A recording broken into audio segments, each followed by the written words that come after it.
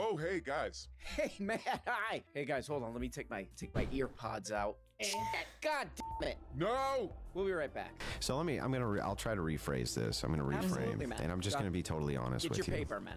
Go ahead. I will never be able to convince you of my worldview. You won't. Okay. I know. Hey. But the reason is not because I'm not a great orator, or I don't make good points, or I haven't said things which should be compelling to a person. Wait a second. Charlie, hold on. How many drinks do they need? Hey, welcome to the Whatever podcast, where we're also doing a blind soda test. I had the best friend Pepsi. kept. Charlie, I just think honestly you're too f***ing stupid to understand them. Whoa. So Andrew, can Hey, I man. Hey, man. He's a sleazebag. Oh, and also to kill him. Okay, no. Hey man, how are you? Do you like stupid videos? Actually, do you like didn't use stupid videos that literally make people stupider? Well, let's be honest. The average age of these kind of podcast viewers, what is this app? The app Whatever podcast. 4. 4 years old. It's child abuse.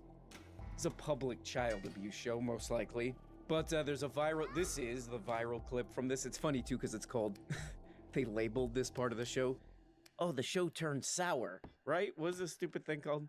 The show turned sour. I think this show might already be turned. This show might already be spoiled, rotten, putrid. Throw it away. sell you on my worldview? Yes. Your wife has 3 baby daddies and has been married twice before. And you you lick sniz. You know, I saw this on like a video lick that the guy sniz. posted, You're or like the channel or whatever it's called.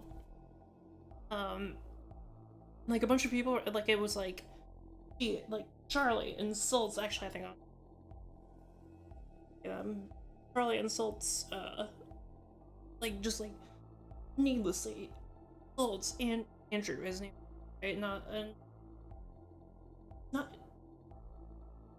just said like a straight fact. Like it's literally just the reality of the situation, and you're the one that's now insulted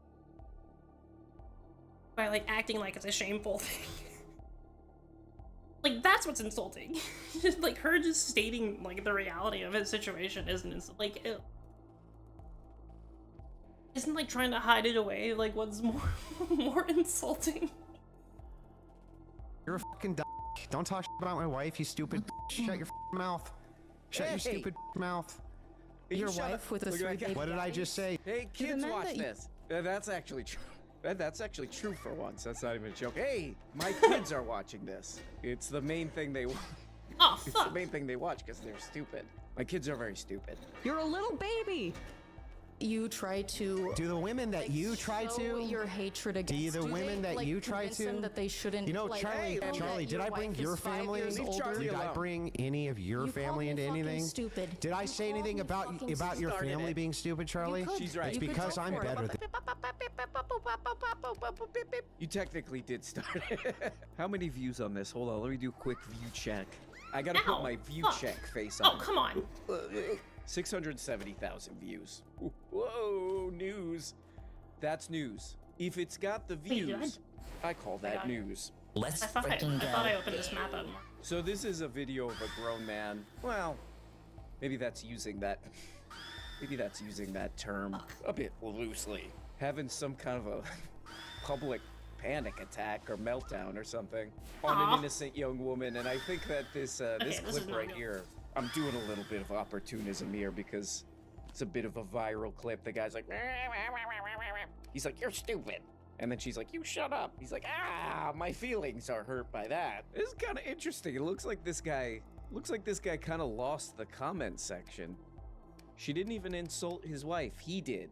Okay, I don't totally get that one. If Charlie had 3 baby daddies, that's the woman who's debating that guy who had a meltdown, then Andrew would have used it to attack and criticize her. Okay. Laughing. Fuck, I'm having so much trouble dodging through that. Hey, the laughing, crying face is disrespectful, man. What kind of Christian got a mouth like that? God bless you. Bro said females are very emotional, immediately got angry and said, you're gay. Oh my god, the crying face laughing emoji. Again, that should be used sparingly. It's a very serious emoji. I think the lightning YouTube comment section is all like let's freaking go. Poison doesn't work. And he's a sleazebag. But the paying people, this guy donates $100. It's kind of a different story. blessed to have him. Andrew, go to your hotel room, think of what a great man you are, and forget about this shrew. You're there, man. She's a beach. Okay. All right. He's a sleazebag. Thank you, Dan Snyder. Airborne Animal donated $69. Okay. You can see how lost and unhappy shit, that's Charlie actually is by really- her cold, dead doll eyes. Like, I bet there's like probably a Stats boss or don't lie. something. My dead doll eyes? Okay. I'm having a hard time. Oh boy, yeah, man. Oh yeah, man. Yeah, man. This is my impression of Joe Rogan right here. Yeah, man. Okay, first of all, this video is 6 hours long. 6 hours of this. 670,000 views. 6 hours long of this. And it's mostly this guy talking. What's the guy's name? Andrew Wilson. I guess he's like popular on the internet. I listened to like 3 hours of this. And this is honestly, I was listening to this and I was thinking, there's really only two possibilities with this guy, is that either he's brainwashed from the internet or he's in some capacity trying to do the brainwashing. Because this is like some of the stupidest stuff. This is some of the stupidest stuff I've ever heard. Like that viral clip obviously is like, oh, this is a maladapted adult, you know, something's wrong with this guy. But there's parts in the rest of it where it's like Oh god, I gotta be really careful. An adult man can't be this stupid. Society has failed this man, assuming he's the brainwasher. There's a quest where you're not supposed to touch it. Almost exclusively going to be men who engage in all frontline combat operations in basically any nation on planet Earth. I like women. I think that that has historically almost always been the case, with some exceptions. Okay, got it. But in this day and age, I do think that boots on the ground is significantly less common. Because that's very much. Well, what would that have to do with with the justice of it all, or the injustice of it all? Well, there's no justice in that. That's not. Yeah, it's not just. Oh, And okay, so never the mind. thing is But also, that when I for the allowing practical these sorts of votes to pass? Is it a woman in power that is making these things happen? I don't know. In a democracy, yes. Aren't all women in power? What? That doesn't make any fucking sense. No. No, you don't have the not even power worth to vote. I can vote, but the people who are deciding what I can Then vote you have on- equal power to men. Certainly, yes, the men of my status, but you know, Right. not the lawmakers, not the politicians. You're in charge of the politicians that you get put into office. Hardly. I wonder how this guy feels I about the think that's electoral a- You college. and the That's collection of cute. voters, yes, and you vote for collective interests, just like we vote for collective interests. Can we just start with agreeing that that's an unjust and non-equitable system, that women Yes. can vote to send men to wars they don't have to fight? My argument is that First of all, it's a huge don't- injustice like, that that's one not- this is proportion not of the a problem with population conservatives. has the Like, potential to the always argument is fight so wars on dishonest, behalf 'cause of don't the you also other. not The want other women doesn't in have to military? fight Don't you it. think they're, Gets like, all the gonna- benefits of them doing it. wanna fuck them and they, like, College educated disrupt don't have college degrees; they have trade things, like- degrees. Most of them are Oh, smarter what's the than they're argument? educated. You are both the person And, they preventing vote women right, from being in there, and their wives and the vote right along ones- with them. But when they're not married, they tend not Like, to. are for They tend not to drafting. vote. They vote left, very much left. And I can so we should have the social expectation that as marriage rates decrease for whites, and they are decreasing Like, shouldn't the rapidly, solution to that be, like, you that shouldn't have women to will continue to draft it vote either? left, Like, and you men will shouldn't have to continue sign to up for vote right. So it selective is a massive gender divide. It's a big Isn't that- problem. wouldn't that- Or sex divide, right? Oh, god damn it, where to start with this one, man? You know, dude, I'm an active consumer of this kind of content. It's where I get my information. I'm 10 years old. I've actually seen my main newsman, the guy from which I get most of my view of the world from, Tim Pool. He do like this. I'm such a pathetic, scared piece of garbage. Scared piece of garbage. A little Like, worried. he's made this exact little, what would you call this, Like most. argument before, Pretty where honest. he's like, I guess what he's trying to say is Well, not women most. should have less political power Like, if there's a than secret men because men have to go to war. So what I think is probably happening here is the beautiful intellectual tradition of watching YouTube videos and then just kind of parroting it back. So that's probably what this is, because I've seen this kind of stupid argument all over YouTube. So we're just seeing a grown man Oh, just I don't kind of need you. repeating things from YouTube. Could be more suspicious. If I were gonna create like state propaganda, it'd probably look like this. I mean, you might be like, okay, this is just stupid internet crap. Just stupid internet My God. garbage. And you look at the views on this, like across platforms, it's like 4 trillion views. But anyway, this guy, you know, through this whole video, he's like, look, you're just a kid, basically. You know, this is the kind of take a muscle relaxer. tone. You know, look, you don't Alright. understand how the world really works. You're a kid. I'm just giving you the raw that's probably red not- pill how the whatever. world really works. And here's how the world really works: is that women vote more left. Women vote more left, which is against the interest of men, who vote more For some right. reason, supposedly, Which is you know, because of anti-war. a bunch of things. So they have in their women mouth. are voting men voting into left means wars women that they in don't movie. even have to fight. And it's sort of like, yeah, it's Voting kind of left means interesting to use that action. tone. Like, oh, you're just a Clearly kid, you don't not in my understand how the interest. world really Not- works. not the and higher say wages, probably the, healthcare or mo- anything, that the wouldn't most be, childishly naive ignore thing that. It's, that I've maybe ever black people. heard from someone resembling an adult That's human not- being. I mean, it's like, first of all, vote more left. There is no voting left. I mean, the most extreme. Oh my God. An extreme leftist got To be more voted honest, as it's- mayor it's, of New York. a corporation What are his extreme performatively left putting, policies? Oh, you you know, maybe, probably not, maybe might not be able to like an Asian as easily wait, gouge people Asian on rent American or evict them. calendar Maybe. Or we're gonna make buses section on, slightly like, Netflix, faster that's by like what they're- eliminating the pay at entry feature. Like they're Like, right about like a that's- kernel That's of as like extreme left as it. Oh, like the women are voting far left. So he doesn't cynicism understand that. and, then like, it's the like, oh, and dishonesty, the the left is hollowness, pro-war, the artificiality and of the corporation Republicans are doing not. it. This is But kind of like they're I wrong see about this getting with, mad at my just like friends who those have people kids. for being Kids being kind the of ones that are win being every used argument as in a way. props. Because they'll just say something that's so like abstract and crazy. You know, I shouldn't have to go to school because why is school even That's real? my more. And I'll see the parent. Like when you be look at like what's "What do like you mean by Concord, like things like that. The You real just problem with have to that is go to that it was school." like You know, like the another kid- fucking the empty kid attempt at kinda a live wins service the MOBA argument because it's just so that you have had to like start no so heart behind far it. back, The like fucking explain so corporate much cash that you're just grab. like, I don't have all day to do this. But they always focus on like the exact almost wrong literally, vectors. that's what's going on in this And argument. ignore that, like, is they're the shit. his debate Really opponent successful here games.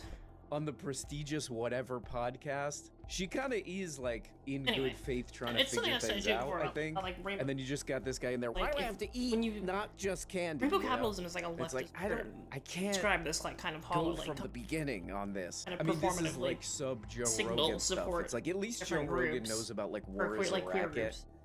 That book War is the Racket. But Don't what do is the anything stupid thing called? really assist War them, is or the even like donate Racket money. Was written in the 30s, where the They're, guy's like, basically you know, like, yeah, it's a explicitly money making anti- thing. And this guy. And so there's just like a appears to be hollow old corporate enough to have opportunism lived where they want to through, be able to like capitalize on multiple this modern new world market wars, they have access unquote, to. and You're he right, thinks like it's who's now doing that socially is permissible. Women and the left. To make, It is like, like school shouldn't be stuff that real. targets queer so I people. shouldn't have to You go know, it level wasn't in the past. stuff because You you have to start just get so like fucking you back. conservative You know, Christians even just- if this just didn't running get a out of bunch fucking of business. views, You like get- it you get like Dixie chicks.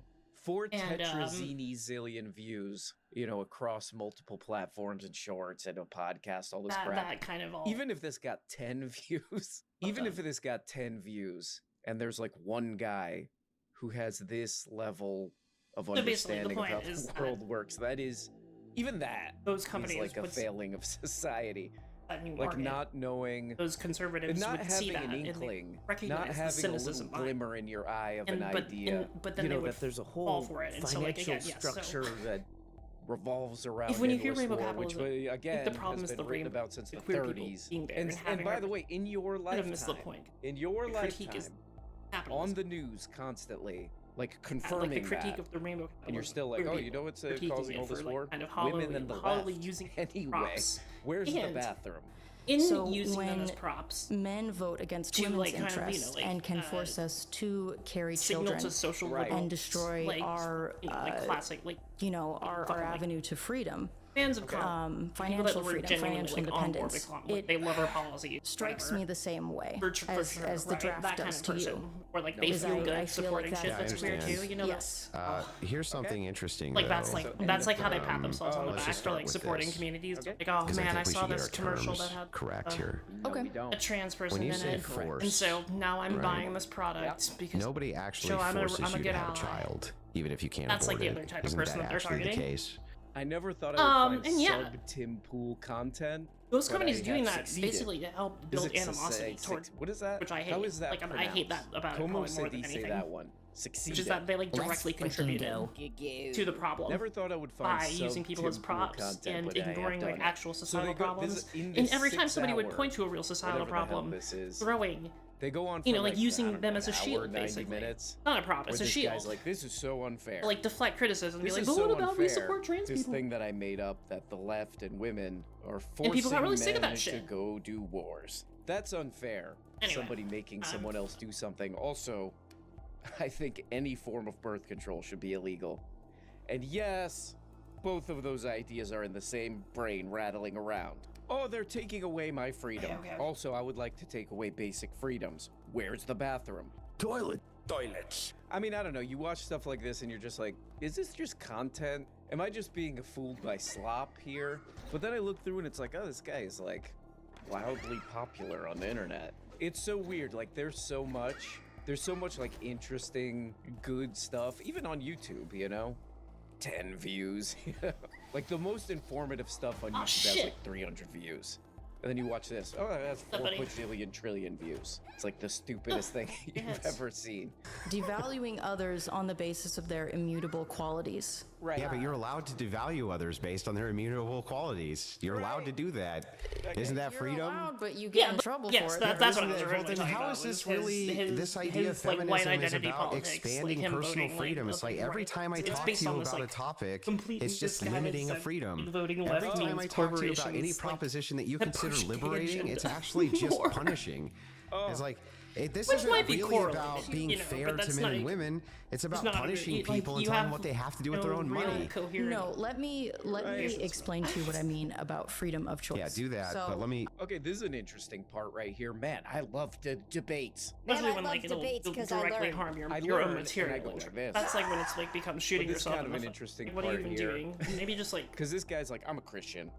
go I'm a on, get Christian off the and I internet love for the it. Lord. It's a very interesting version You're seeing too of much trans Christ- people. Like, look, Christ-like I don't see like activity. most of the You know, shit that there's all bothers these me. different Like, unless I versions of directly expose Christianity, myself you like know, of this. every religion, and his version Which is is kind of the point, which is like, yeah, I spend most of my time like I reading think stuff the that I Lord want to my read, God playing would stuff be that I want to cool play. if, like if I see You somebody, know, if something I doesn't don't appeal like to me, the I way just they like kind of, look, I don't you know, just that spend my person time like sucks. getting really mad about Not only everything that, else I that's should out there legally that be doesn't able to appeal to fire me. them Like, what are you fucking doing? based on Just the way like they look. be Just happy. Like the spend your time Lord doing shit that makes said. you like happy. Probably. But whatever, that's like the Unless least you interesting shit like part. this, right? Again, this is where it gets a little suspicious. Is we That move makes you from happy. like, women, Limited. I don't know, shouldn't be able to vote because of blah, blah, blah, blah, Thank you for the that. wars, and the men go to the wars. They go to the wars with their bayonets or whatever the hell. Whatever the hell drawing with crayon this guy did of like army men. We go from that to like, basically says, Oh, freedom fuck. is I poisoned. being able to, I don't know, fire I thought it was just people oil. from your business based on whatever the hell you want. That's freedom. There are some interesting debates. You know, every once in a while I'll see a Matt Brunig debate. I'll be like, that's kind of interesting. He'll be debating some like libertarian. fuck. He's like, blah, blah, blah. And some interesting crap will come out of it, you know? But this is one where I literally think I'm stupider now. Because this is like, I mean, we're going back to like, you gotta be a little kid not to know some of this stuff. It's like, yeah, oh man, this woman I like to have some here who variety. I'm I don't want to debating, eat too much, you she know. hates freedom. And by freedom, I mean the Jeez. freedom to fire people. I mean, here's like an interesting, you know, topical Fuck, is my example voice of this. There's like with the new Grand Theft Auto game, there's a bunch of stories coming out. You can go read them. They're kind of interesting. Where it's like, oh, the people who work at the Grand Theft Auto company, you know, they had like a Slack channel where they would talk about like non-work related stuff, and the managers like shut that down. And there's all these allegations of like union busting and all this crap. And then the company was like, oh, you can't use that's right. emojis anymore, allegedly. And they fired a bunch of people. And those people who got fired, they're saying, oh, it's because we were talking about union why did I do crap. that? I'm These are the fucking people Amiel like alive. making the game in large part. So it's like, whose freedom are we talking about here? Do those people have a freedom in this case? I mean, at very least, that's like an interesting argument. Could tell you something about the world. This is just like, you listen to this guy, it's just like, hey, I watched some YouTube videos about this on PragerU or something, and now This is I'm what gonna happened repeat last time. that. Did I- That's basically what we're watching here. It's just like fantasy land. It's like, I'm gonna tell this young woman how things really work. got it Here's once. my I'm fantasy repeating- land. Here's the fantasy land that rattles around my brain. Want to hear it? I got it from YouTube. That's on YouTube. I very much enjoyed my education. Okay. I know it's a Hand useless grenade. degree, largely. Hey. I mean, fantasy literature. However, my younger sister is pre-med at Duke. she's Knowing not. about And I opulence. think that that is something very worthy. Goes half a mile. I think it's very important that she is able to pursue that. So again, freedom to do so. Freedom Well, to Go Oh ahead. my god, go I shut up. let her talk, man. you know, as long as you have This the is a boss. I don't want to skills fight a boss. to be able to go into any career field. I need to say go for it. And that goes for men and women. I think that, you know, we should have more men working in education and, you know, like childcare, elderly care. I think that we should have more women high in five, trade. I think it's a lot of people assume women can't do trade, but my Exactly. ex-girlfriend who was 90 pounds 5'1" became a welder. So I think ladies can manage most of the trades. They can't. Okay. Well, they can weld. Yeah, well, weld well. What kind of welding did she do? Into the mic. Can you Okay, fucking get a weld, little dude? lost Like, there. I want to see this guy weld now. Come on. You know I somebody need who did these dudes to be welding? like, well, I can do What that better kind? than Okay. Oh, fascinating. Okay, go I ahead. don't remember. We broke up ages ago, but she was starting her apprenticeship. She was starting her apprenticeship. I bet she According didn't to my make mom, who it. kept up with her, she Great finished it. line of debate here. But I never. Does she Like, work is as a it like, welder? is that insecurity? Like, why do you need, like, no why do you individual need to be woman like has that? ever Like, done ugh. welding well. Great. At least point. I'll always Another know great that point I by could our, weld by our better top than a woman view-getting if I really genius here. wanted to. Okay, I think that that's a bit of pie in the sky. I guess my counter argument to amazing. all of these is Yeah. that basically every proposition Oh, wait, you give me lightning. for what you think is expansion of freedom, Right. which according to your definition is what feminism is for, do the Other things you people's don't like. freedoms. No, to take other people's freedom. Well, you're not taking anybody's freedom by not hiring them. I think that you are creating an environment in which people's immutable qualities impact how much money they can actually make. Yeah, but that's freedom. You know, Freedom real- for who? It's freedom for both Freedom parties. freedom for employers, but not for workers. They're free too. What is the impact here on freedom Oh, wait, that's exactly? not what I'm Like, you know, saying. if you wanted real freedom, if you wanted a society that was truly free, Oh, well, whatever. you would not go in and legislate how employers could go about the rigorism of who they wanted to hire, who they didn't want to hire, Are and you why. a libertarian? No, I'm not a libertarian at all. Christian. know what I am. Libertarian. No, I don't no, think it's- you. Guy who watched I'm a sorry. few Like a lot of YouTube these videos. This is people, kinda like when funny they right here. if It's they kind of a ever funny do part start because getting it's into the like, you know, specifics they're of like talking their about actual freedom. ideologies. You see this a lot in these debates, in this In a lot of the debate time, it's like pervert world. Tyler You know, Robinson one level guy's like, incoherent. I'm on like Twitch. You shut up. Other guys like, they don't Ah, even. you shut They up, wouldn't know moron. themselves. that's most if debates, they you were. know? And they always end up libertarian. talking about, well, freedom. Or a socialist. And the idea of even. freedom really, like, especially like in these debates, it becomes so abstract to the point of meaninglessness. A lot of But them it is are funny, operating on they like own- a they sem- both have like their own versions of like what a that semantic means. drift And that this has been guy, like very this, deliberately, adult, especially by like allegedly, establishment, his like idea- media, even he has a very education and stuff. specific You know, idea of like to freedom, which is like from the what I can association, gather, like these from words this be kind like of very duct hyper taped specific together things, like YouTube fascism. video, It's like just like educated mind. anything that's like is authoritarian freedom is like if or you totalitarian. are the CEO of a company or a manager So or it's like, something, you know, like Hitler. you should be able And so to you can basically blend do like whatever the hell Stalin you or want. something all together, You know, and then even though communism, in, Gulag America, breadline. which is pretty, you know, And like it's what pretty those against all actual this kind of ideologies stuff. It's represent, like we how they're still brought have some about, the laws, like the labor specific laws and dynamics. stuff. We have a No. labor relations board, all this crap, you know. I guess he thinks that shouldn't exist. Who like, knows? Really, honestly, who knows? the But specific also, like if material you're a dynamics CEO or a of manager how or they whatever of a manage to company, like bring you it should about also be able and to how they like be openly racist, in I the guess, so that's population, you know, freedom. because But the her real like thing is kind of interesting nuts and too. bolts She's like, strategies of it. I really like education. You know, my education. That all just kinda gets muddled and blown away. She studied Lord of the And to be, Ring like, type unimportant. crap, but even she's like, you know, that's not good. My sister is And so you doing have a lot medical of people stuff. in America That's who good. just So education is good. it's kind of interesting. just like it's like a both cultural of their like identity, like they visions just of don't. I freedom don't are kinda- identify They're myself. kind The of word like it's like narrow, racism. It's even. like she I kind don't of hints at identify this, myself like, well, with the word what if libertarian. anybody I don't could get an identify education? What if that Republican. was just like available, was not limited financially, all this stuff? You didn't have to go into Ideology, debt. no. She I don't kind of consider- goes a little but bit in that then- direction, but neither one of them really. They comes can't to the actually point of, like, well, pinpoint what if it was totally where that- free? their ideologies- It wasn't based on like getting a And that's why they return. usually just That go would like, be oh, kind of I'm a just lot of like, I'm freedom not. for a lot.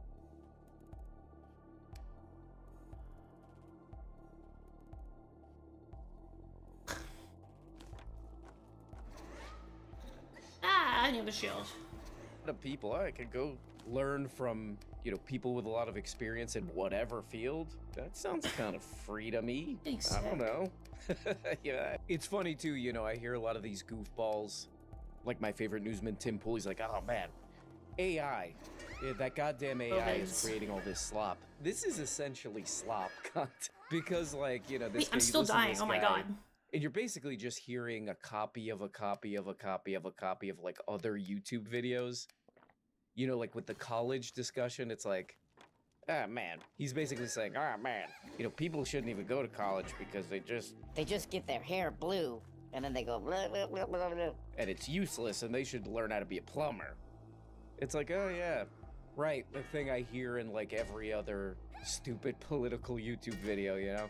And then she's kind of adapting to that, but there is, like, an interesting discussion, like, she's studying fantasy Like, she's studying fantasy I guess that's the same, right? What is that goddamn word, literature? Again, how do you pronounce that? They haven't made it clear how you pronounce that word. But I assume it's said like that.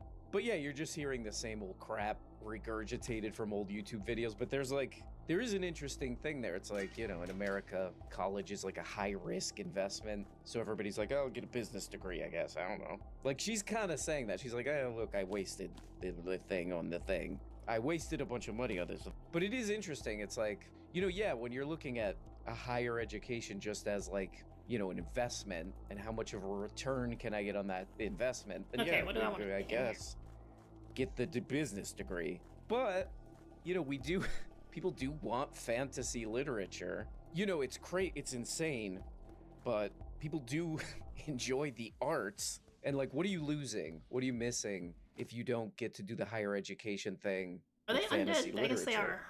What, you know, you go, I'll just watch some YouTube videos, listen to some podcasts, I'll figure it out. Then I'll write my book about a dwarf or whatever, or a magic potion, whatever the hell she's writing. A goblin. You know, what are you missing from not spending all that money to go to college to interact with professors, maybe people who have written books? You know, that's like actually kind of an interesting discussion. We're not getting there here, because we're just barfing up old crap from previous YouTubes. There we I'm gonna go, try to guys. do what best An friend amazing is. video that we learned a lot from. Another Wait, video no. that we look at and we say, Let's Fine, we'll do it freaking like go. this. many of us say, Let's freaking Ask you something, please. imagine somebody who like just found this channel and they're like, Hello. let me friggin' ask you something, Hello. please. The hell Hello. is this? The hell kind of stupid crap is it? Oh, Yeah. man, Well, I swear anyway, to God. guys, But guys, it's Wednesday. Which Wednesday, Papa is though, your favorite? of Opa? days.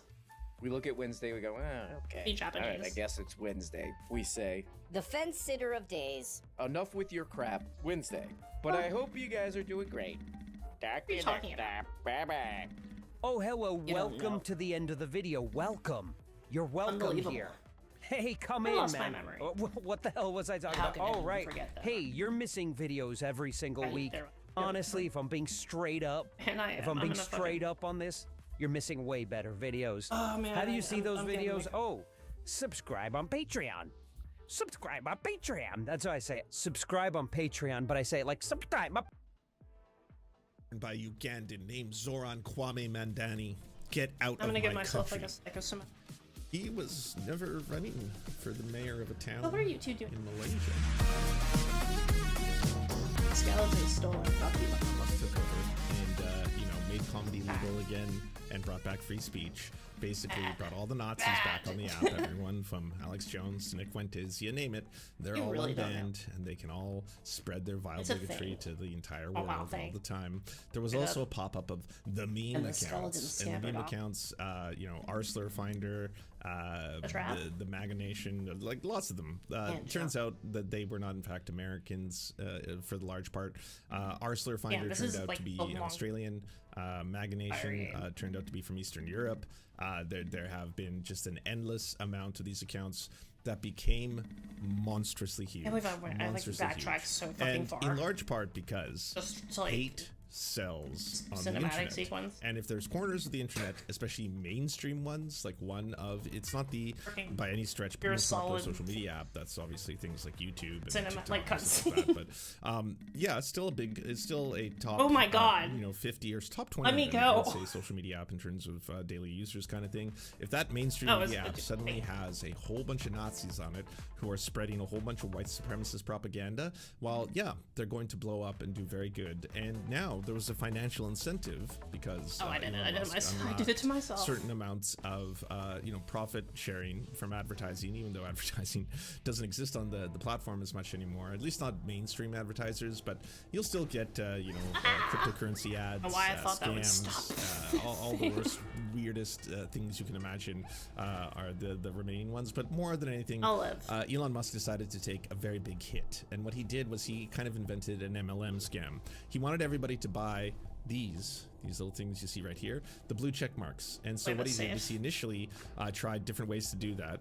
He rolled out his blue check mark plan, and then so everyone could buy a blue check mark. Well, it was a disaster because everyone started impersonating really famous accounts, which was one of the funniest days on Twitter ever. That's where you got people like Joe Biden talking about how much he was jerking off, like, I'm jerking off over here, oh my god. And you're like, wait, is this the real Joe Biden? It was just so ridiculous. But he eventually realized what a disaster it was, and so he turned off the feature and then said, hey, by the way, you can't impersonate accounts without putting impersonation in your name. That was just fucking one of the funnest days on the website. No, panicking. And so the idea being that if you pay a certain amount, I think it's like $10 a month, you get a blue check mark, you give Elon Musk your money, you become a verified member, and then you get to unlock certain features, like you get money for your posting depending on how many impressions you get. Now, I knew this was going to be a scam from the jump, but I never paid for it.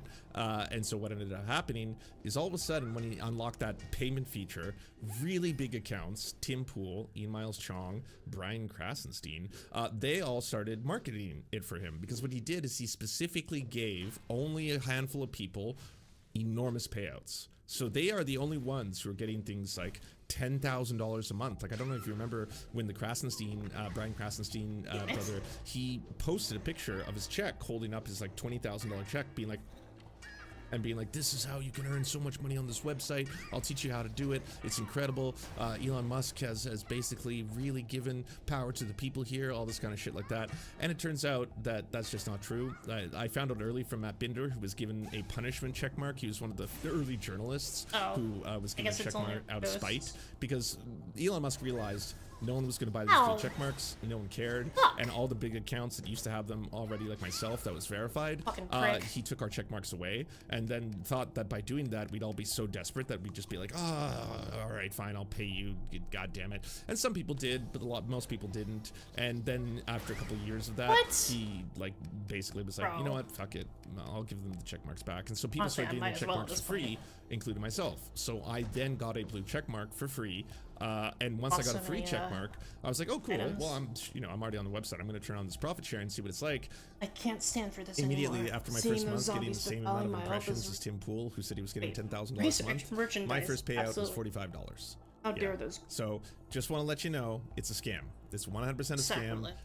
Tim Pool, I looked at the metrics. The two of us were getting, pound for pound, the same amount of likes, the same amount of retweets, give or take, but obviously they're not identical. But we're getting similar amounts of reshares within our own communities, right? I make a very viral LGBTQ plus post that does numbers. He gets a very viral, black people do all the crime in the world. That gets shared very well amongst MAGA, and then he's the one getting the $10,000 a month. I'm getting 45. So just to explain that the whole thing was ultimately a scam. Am I back in the it also was the rise of the meme accounts, and all these big meme accounts that are popping up, and they have been dominating the website for a long time, right? A lot of them are very mean-spirited. A lot of them are like women taking L's, the Arsler Finder you've already heard about. Some of them are just like this one here, MAGA Nation. And once Elon, over the weekend, introduced a brand new feature, which was that he was going to have a location sharing feature, which will show where the account was created, what country it was originating from, or if that person is using a VPN, or sometimes what app they were using in which country, right? So sometimes it would say, like, in my case, Canadian Android app, like you founded the service account on Android. I didn't even remember that, but so my account, and here's the big revelation, is based in Canada. So that was, not something that was a shock to anyone who knows you know, the totality of my work, but for some accounts who'd been pretending to be Americans, it was a devastating day. This was basically their 9/11. Like, all over the internet, it turned out that so many of the big meme accounts were not in fact I feel Americans. like this is probably played And beta. in a lot I of bet those Ian cases, Miles. I thought everybody they were already knew he pretending to be wasn't. Americans. They like, there's a difference between being obsessed with American news. I want to say that because America is the world's superpower. America has the most military bases and the most amount of countries around the world. There's over 800 that we know about, and there's a lot of them that are just secret. But America dominates the planet, and because of that, it does force a lot of the rest of the world to talk about and concentrate on America and talk about American politics. This is what comes with being the world's superpower. Just for the Americans who aren't completely aware of that, sometimes they're shocked to see that Australians post a lot about America, the Finnish post a lot about America, Europeans overall post a lot about America. People in other countries talk a lot about US politics and policies because it directly affects their lives, and that's one of the reasons why it may seem as a American, because I'm not one, that people are obsessed with you, that people are obsessed with your politics, people are obsessed with how your elections go, people are obsessed with what you do, and the reason for that being, again, because you are the world's superpower, you have the world's largest military, you have a lot of you know, imperialism and satellite fucking colonies and neo-colonialism going on around the world, a lot of resource exploitation, you fuck up a lot of different parts of the world, including parts in the Middle East and Africa and stuff like that. Like, there's a reason why the rest of the world might focus on American politics, but for a lot of Americans, especially the ones who had been loving a lot of these accounts, they were shocked. And the right-wing Americans were especially shocked because in some cases they're in the middle of their own feuds right now, right? Like Matt Walsh, for example, he is in a very big feud with the Groypers, and he's in that feud primarily because his boss, Ben Shapiro, is targeting the Groypers, and also a lot of the Groypers for a long time, you know, Nick Fuentes, their leader, has been saying that Matt Walsh doesn't talk at all about Israel. They say all these things about him. You know, I'm not going to repeat the racial slurs that they use, but they basically try to point out that he's in fact cucked by either that nation state, or you can fill in the blanks here, right? You can take that to wherever you want to be. And so immediately people like that were pointing out, because a lot of Groyper accounts are not actually all based in the United States. A handful of them were based in completely separate countries, some of whom were always open about that. Some of them were like, we're an international white supremacist Groyper movement. But other ones had been fooling or pretending to be from a different country, and then, you know, that got revealed. I think, is it Katsuya's girl or something like that? That was one of the like huge Groyper accounts that turned out to not be an American, and not a surprise to me, but a lot of the MAGA Nation style, you know, fan accounts of a lot of the Trump family, turns out that they are based in other countries. These were some of the big revelations. So MAGA Nation X, Eastern Europe, Dark MAGA, based in Thailand, MAGA Scope, based in Nigeria, the MAGA Beacon, based in South Asia.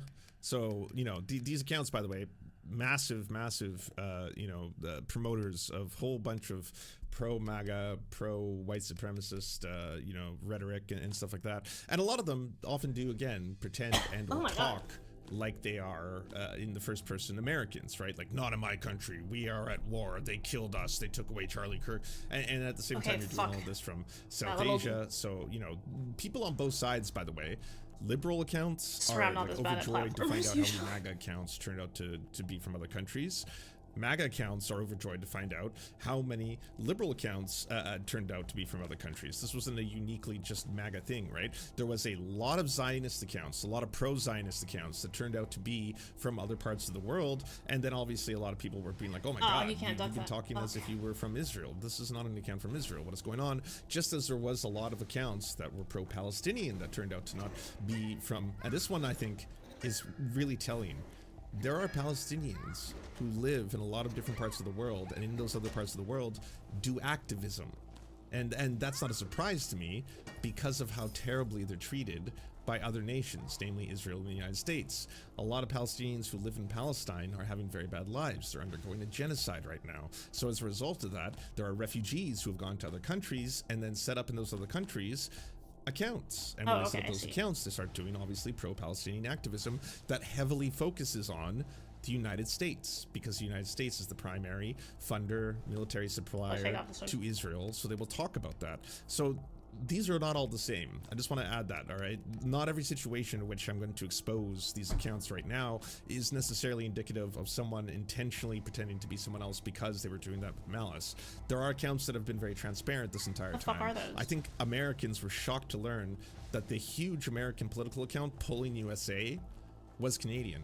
I always knew that because Polling USA has a second channel called Polling Canada, where they have talked frequently about being Canadian. The Polling USA channel has also talked about being Canadian, by the way. They just frequently post about American politics from the Polling USA account. Well, the Polling Canada account is where they post and talk about Canadian politics. But then again, that was where a lot of people, including like a lot of the right, were like, I knew it, Polling USA, this liberal fucking channel was the entire time a Canadian, all that kind of stuff. So this whole thing has been a clusterfuck. Some of the biggest revelations that happened was the fact that one specific account, the Department of Homeland Security, the day of this feature getting rolled out, was revealed to have been located in Israel, which obviously made both people on the right and the left in the United States go, what the fuck? Iconoclast is a pretty fun Metroidvania, by the way. I wouldn't say it's like my favorite plot, but it has fun gameplay, and I like the art and Alex the music. Jones, you know, tinfoil hat on right now, okay? Also but like I think that's one of the reasons, amongst others, that Elon Musk shut the feature down between when it got rolled out like on Friday and then when it came back online on Sunday. There was basically like a, you know, almost 20-hour period where he shut that feature down, but then the feature came right back. So they were clearly, according to Elon and the people behind the scenes, tweaking it to you know, change some things. Now you might notice a big change is that gray checkmark accounts, their locations aren't revealed. So I don't know if that was because the government spoke to Twitter behind the scenes. We'll have to wait until Matt Taibbi tells us the truth. Until I know, I'll never truly understand. But behind the scenes, it does seem like there was a number of government authorities who were probably like, hey, by the way, we would prefer if you not reveal the locations of these social media accounts because, you know, they could have implications for national security. And obviously Twitter complied. These are all pro-Israel accounts that are operating from other parts of the world. I think these ones are based in India, including Vivid, Proud Jewish, Proud Zionist, former IDF soldier, 59 hostages, bring them home, Inevitable West, Afghan, Zoroastrian, Eagle, Cheryl E. So all these turned out to not be based in Israel. All very massive accounts, by the way, in their own way, which is also pretty shocking. This was one of the bigger ones for the pro-Zionist movement, Bring Our People Home. This account was also located in India, connected by the Indian Android app. And also, this was one of those accounts that when people exposed it, because it had been a very well-shared account, you know, constantly talking about the hostages, spreading very pro-Zionist propaganda. This one actually deleted the account completely, so that account is gone. So there is no more Bring Our People Home at Bring Daughters on X. The account no longer exists. They just nuked the whole project. A lot of big Donald Trump and MAGA family accounts. Donald Trump is the best president, was located in Eastern Europe. Fan Trump Army, South Asia. MAGA News, South Asia. The plot of this game is total. It's nothing to me. Of Donald Trump, Africa. I swear. I mean, that's pretty generic, just the entire continent. You'll have to guess where. Baron Trump official account, news, Eastern Europe. Trump, Gazara, Global, Nigeria. I can't bring myself to care Mr. about Trump, it. Like I really, like I've tried. William Brown, United Arab Emirates. So other pretty extreme examples there. This is what I was talking about. Someone posted this when it went live. Homeland Security, date joined July 2008 in Israel, account based in Tel Aviv, Israel, connected via the Israel App Store. And so, as you know, this account is run by like Groypers, because they've been posting so many cringe-ass Groyper memes all the time, shit that I couldn't even remember, old-ass alt-right stuff like the Moon Man, and, you know, like doing actual straight white supremacist Nazi posting, you know, Manifest Destiny paintings about the genocide of indigenous people, and then saying like, you know, keep America American, make our country free again, stuff like that. So they've been doing Nazi posting on Maine for a long time, and the day that this feature went live, the account had showed itself to be located in Tel Aviv, Israel. A lot of people said immediately afterwards, because the whole system went down, that happened to be a mistake. And that could be, by the animal. way. I want to be completely clear here. There is no actual direct evidence that this account is can't remember the 100% based in Israel. You have to trust that the implementation system that Elon Musk and his coders have done is not only accurate, is not glitching, or is not displaying false information, or people aren't using, VPNs and getting away with it. But also, all of the gray check marks, the government accounts have now had this feature That's where I taken get off, the so you key. can no longer look at government accounts to find out what location they're from. But they of course posted this, being, memeing their way through it.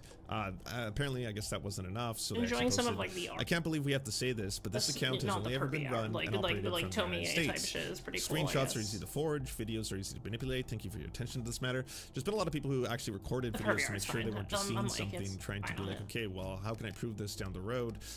This is when you actually open up like, a it's, feature like, on not- browsers that allows I'm you not trying to get to see titillated by sometimes video games or anything, but I'm the, also like, HTML gonna, or like, clutch my pearls JavaScript about it. in order to show what you're demonstrating isn't fake. I do want to add though, you can still, it would take a lot more time, but you can fake this as well, right? Like you could actually fake that'd be useful. this and all this text and just have this as a video playing. The argument would be that the people doing this were like, I don't have the time to edit all this. I just wanted to show, that it was 100% actually accurate by demonstrating that. But it is hard to, it's hard to mess up IP location data. But again, you could present this as false in the video that you're dang making. right. I want to stress that it's still not 100% proof. Who was it that needed it? Oh, the people. But Undead. there was enough, like we're talking thousands of people who had gone to the account and shown this page at the time, that now it's kind of hard to put this back in the bottle in terms of people being like, what the hell? But the account has been changed. It's gone from the original posting to now account based in the United States. So that's I don't know what to say, whether or not it's conclusive. It would be a very tedious After Effects project. It would. Right. Like you would have to essentially write out all the code, all the JavaScript or all the HTML, and then fake and forge the parts that that's you useful want, too. and then record That would yourself actually be more recording a useful video than of the fake JavaScript browser Kill the sign. life. It would be a lot of work that I think most people would not go to the trouble of doing simply to prove a point, but that's the argument being made that's right now, and there's not conclusive proof without the Wayback Machine, Save it all which I for went on for happy that with it. day to look at it, and the Wayback Machine does not display the information for that day, which is also kind of curious, but also inconclusive, again, if you're an internet searcher looking for that kind of stuff. Milo Yiannopoulos posted, I love how utterly ashamed every single Canadian is from being from there, referring, of course, to the amount of accounts of Canadians, I guess, who got exposed as being Canadian accounts, who I haven't talk found about, like the about health. American politics. From the There were annual people life to again be too much in of a- my replies where I've never been shy about this. I post a lot about America. That is true. I actually post a lot about Canada on my social media as well, because I like to teach people about the fucked up stuff that goes on in the country. But I've noticed that my reply guys, who are mostly MAGA types, they've never really popped up in the Canadian posts. There are reply guys for the Canadian ones, but I think it's because the algorithm is not feeding them the Canadian posts. So I don't usually get the MAGA guys in the replies of the Canadian posts being like, you're finally talking about Canada or something like that. Normally it's Canadian chuds who pop in there to talk about their own particular, you're a race traitor, Lance, blah, blah, blah kind of shit. But it's also kind of funny coming from Milo, someone who actually pretends to be a straight person for a crumb of access. So I was like, I think I'd be more ashamed to pretend to be straight, to be honest with you, just to be able to get on the fringes of the right again. Just anything it takes, he's never even bothered with the rebrand. Like some people, like, Baked Alaska tried doing a left-wing rebranding but didn't know how to, and then failed horribly.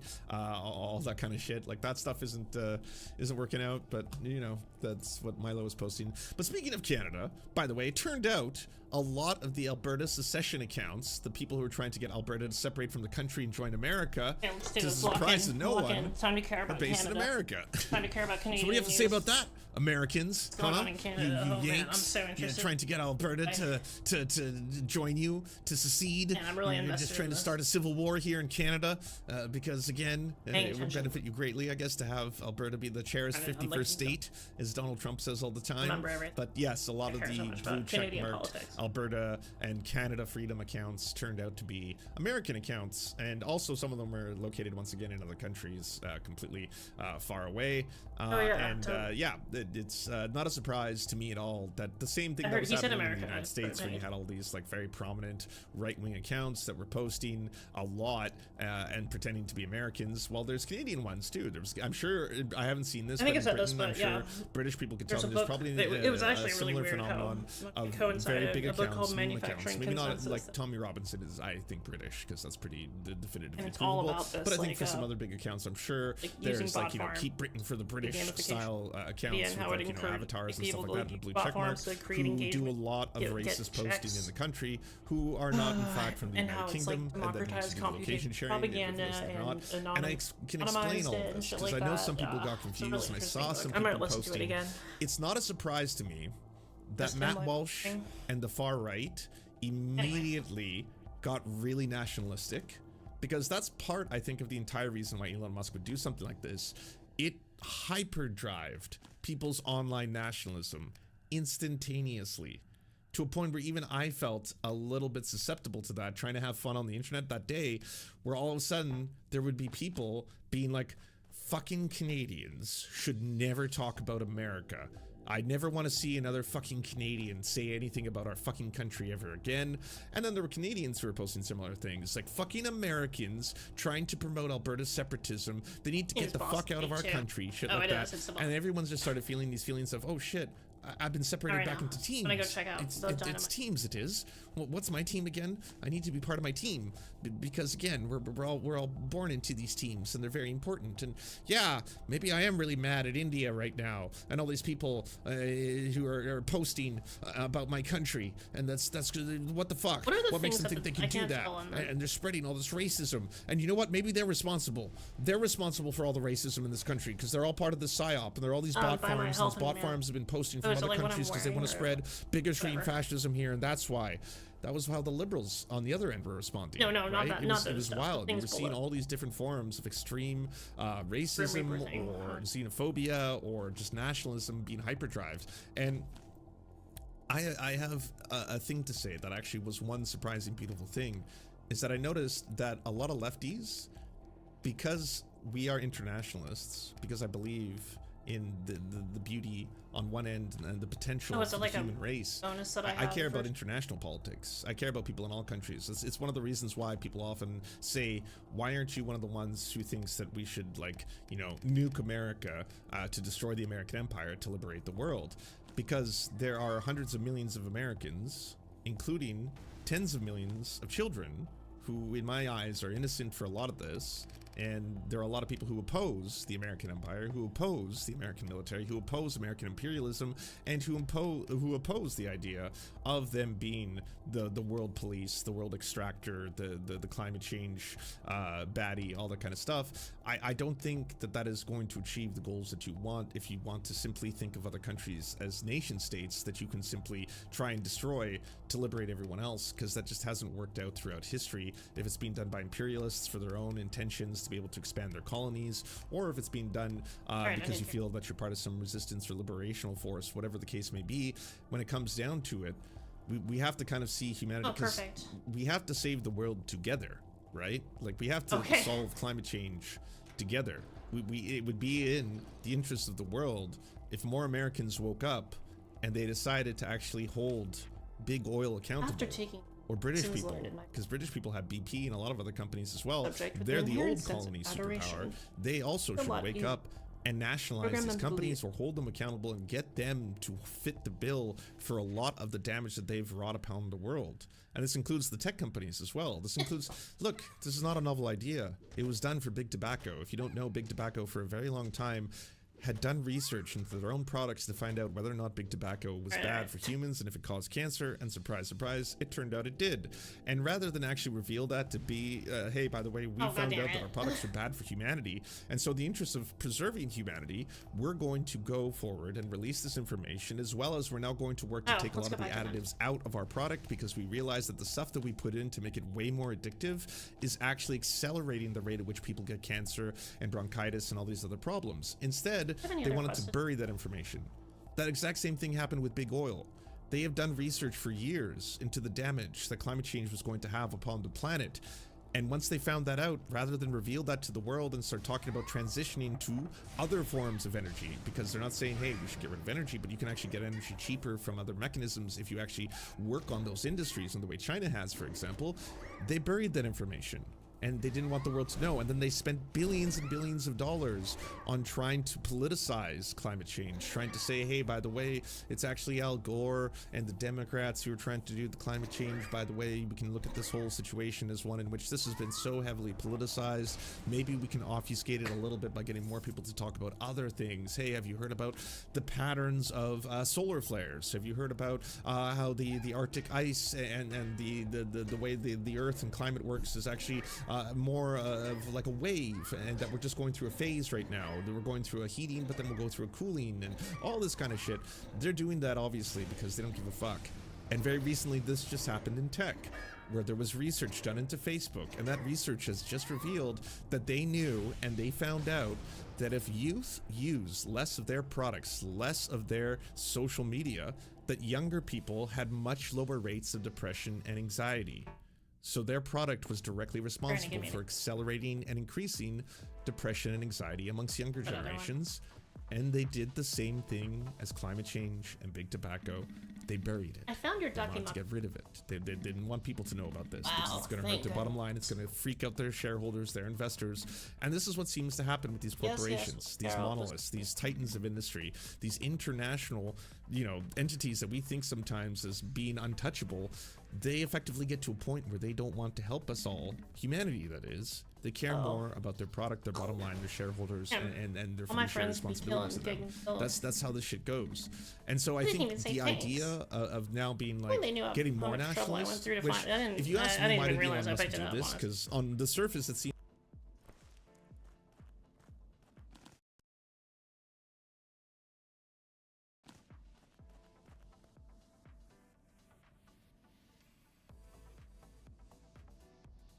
like the coolest thing he's ever done since he's taken over the website. Some people were saying it's the first good thing he's done, because again, it did expose a lot of these fake accounts.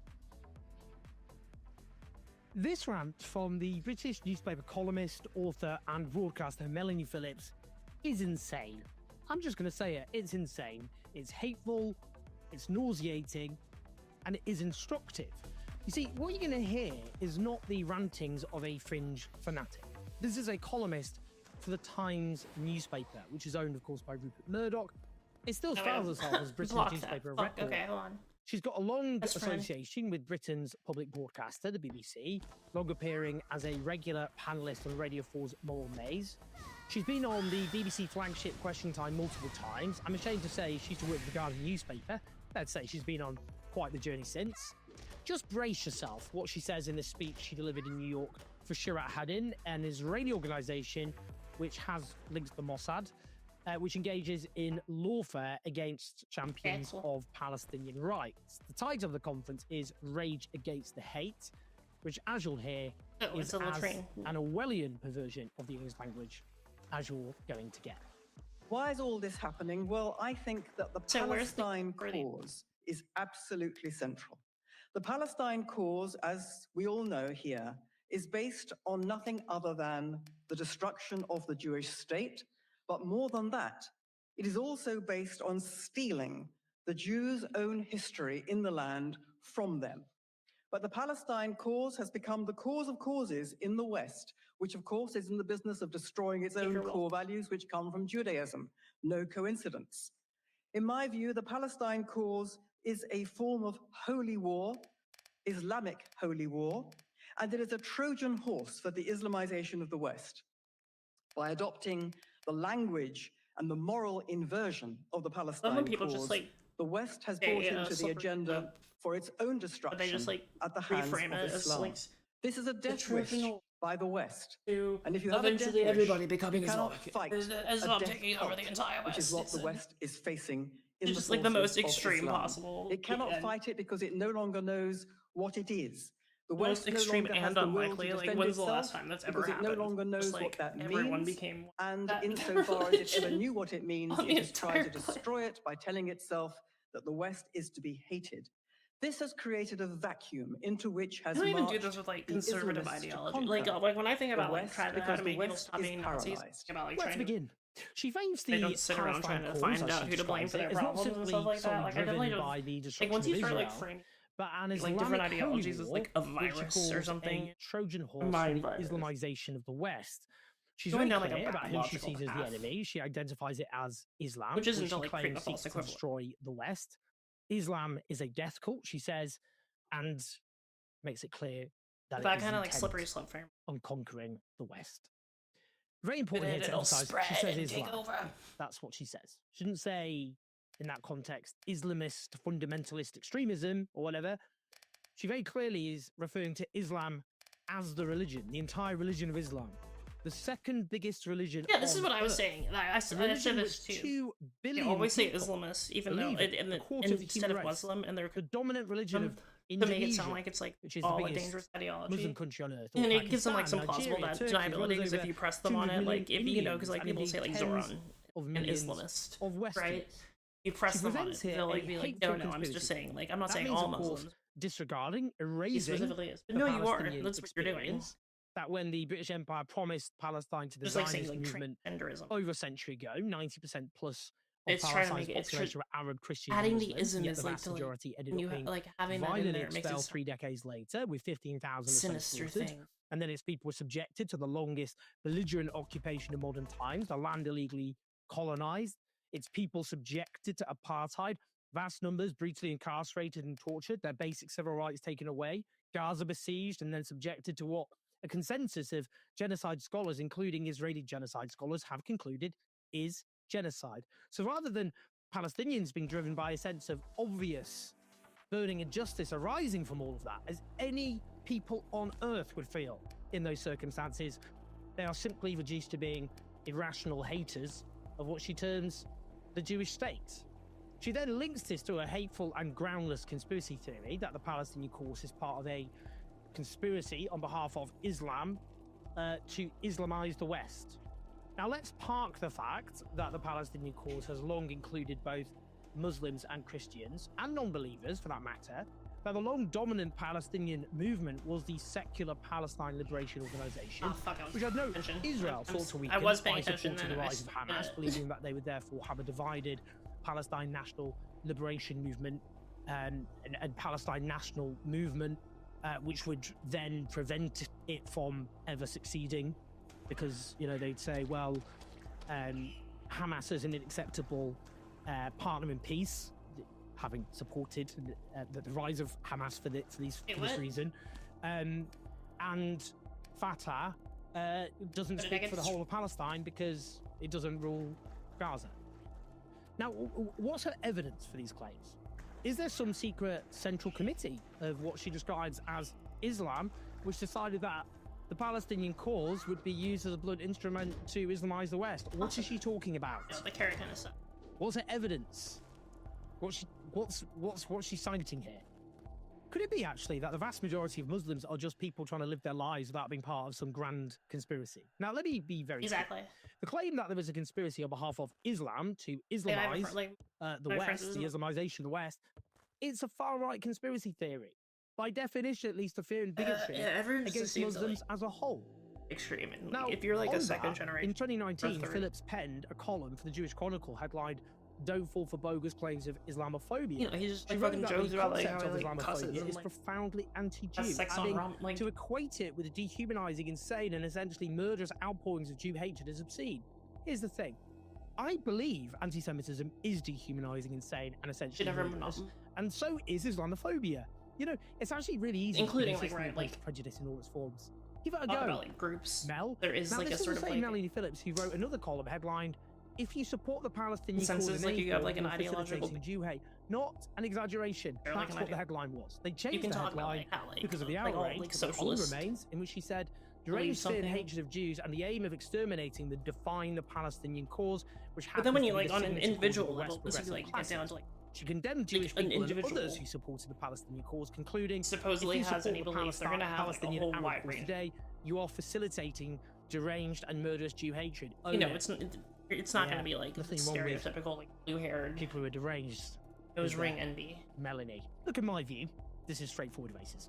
Claiming that the right of a people to national self-determination is actually driven by racism towards others is itself Vector racist. of hatred. It falsely ascribes a hateful motive to a people trying to achieve their basic rights. Now, people will say, well, what is said about Zionism in that context? You know, what are you denying the right of Jewish people to national self-determination?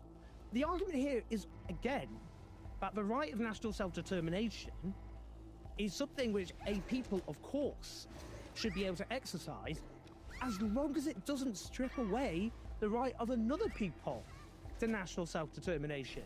So that means not violently expelling people, stealing their land, colonizing it, etc., etc.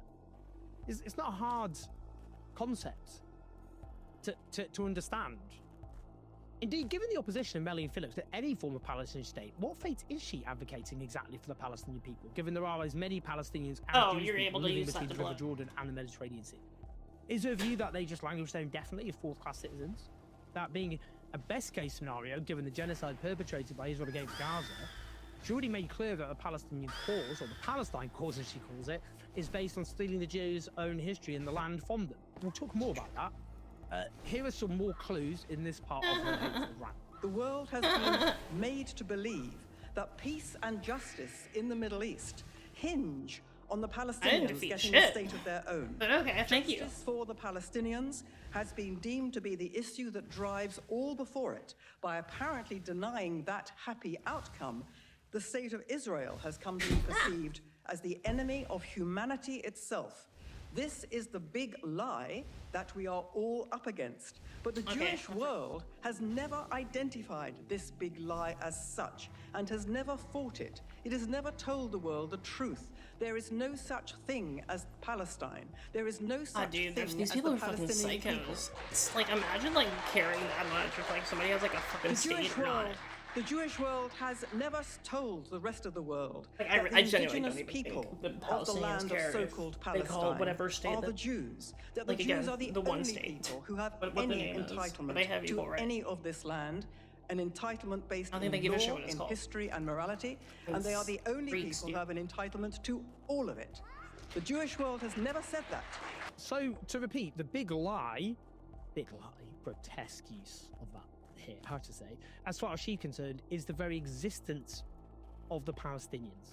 She says there is no such thing as Palestine. There is no such thing as a Palestinian people. The Jewish world has never told the rest of the world that the indigenous people of the land of so-called Palestine are the I don't Jews. expect to use That the Jews no, are the only but people who I'll hold have on any to a few in entitlement case to any of this that's land, really- an it's entitlement based on law and history and Or, you know, morality, really and bad they thing are to the you. only people who have an entitlement to all of it. The Jewish world has never said that. The erasure of a people like this Why am I so is low on this? racism. It's truly dangerous racism at that.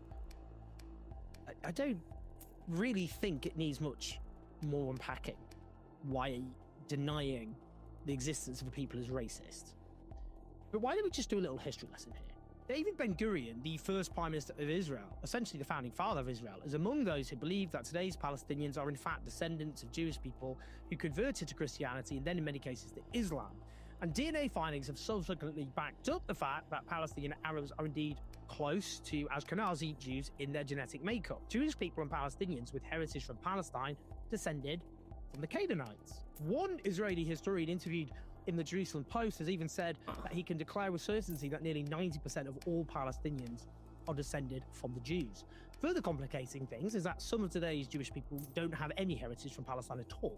Israeli historian Shlomo Sand, he wrote The Invention of the Jewish People, notes that many of today's Jews are descendants of converts. He argues the claim that Jews were forcibly expelled from Jerusalem by the Roman Empire is not true. He notes that Jewish communities lived all over the Mediterranean before the fall of the Second Temple, that most Jewish people didn't leave and ended up converting to Islam. He notes examples of people living around the Caucasus converted to Judaism between the 4th and the 13th centuries. These are then people who it's claimed have the right of return to Israel. I guess I can let go of today. this one. I don't really need this. But they don't have themselves. They're not descended from people who are from what was the ancient Israelite kingdoms. Now, there's also the rather important fact that how we define being Jewish today is completely different from ancient times. I mean, obviously all sorts of concepts we have today are completely alien to ancient times. I mean, nationalism is something that only arose in the 18th century, you know, from the French Revolution, etc. I mean, Zionism is a nationalist movement in itself. But being an Israelite and being Jewish in those days was not interchangeable. A significant proportion of Jewish Israelis today, for example, are atheists too. Now, they are certainly Jewish as we understand it today, but in ancient times, the very concept of being an atheist, for a start, was essentially alien. A long time ago. You know, even the idea of being a secular Jew today is a concept we have, but they didn't have. It's just not how they understood the world. Now, the answer actually here is not to get bogged down in practice with DNA tests and fighting over what religious texts said, and who converted to what and all the rest of it. Because, human existence is a mess. We move around a lot. People have slept with lots of different people, had families with lots of different people, converted to this or that belief. One belief and another belief have completely evolved all the way through history. It's a mess. It's a total mess. And all peoples, to some degree, are collections of myths. We like to present ourselves as clear-cut in terms of what our identities are, our national identities, but they're not. And no one's is. And the answer here, rather than get bogged down in this mess of history, is to see Palestine as a land which belongs to Jewish people, Christian people, and Muslim people. All people who don't believe in anything. That's why I believe in a single state with equal rights for all, however utopian that might currently seem. Melody Phillips should answer very clearly. If you think there is no such thing as a Palestinian people, that only Jewish people are entitled to this land, there haven't been any men in this, I guess. I guess it passes the Bechdel test. Who are obviously not Jewish. Do they have the right to keep living in Gaza, the West Bank, East Jerusalem, and Israel's pre-1967 borders? Or do you want to make them leave? And if so, how do you plan to make that happen? If you don't, then on what grounds do you think it's morally acceptable to deny them equal rights?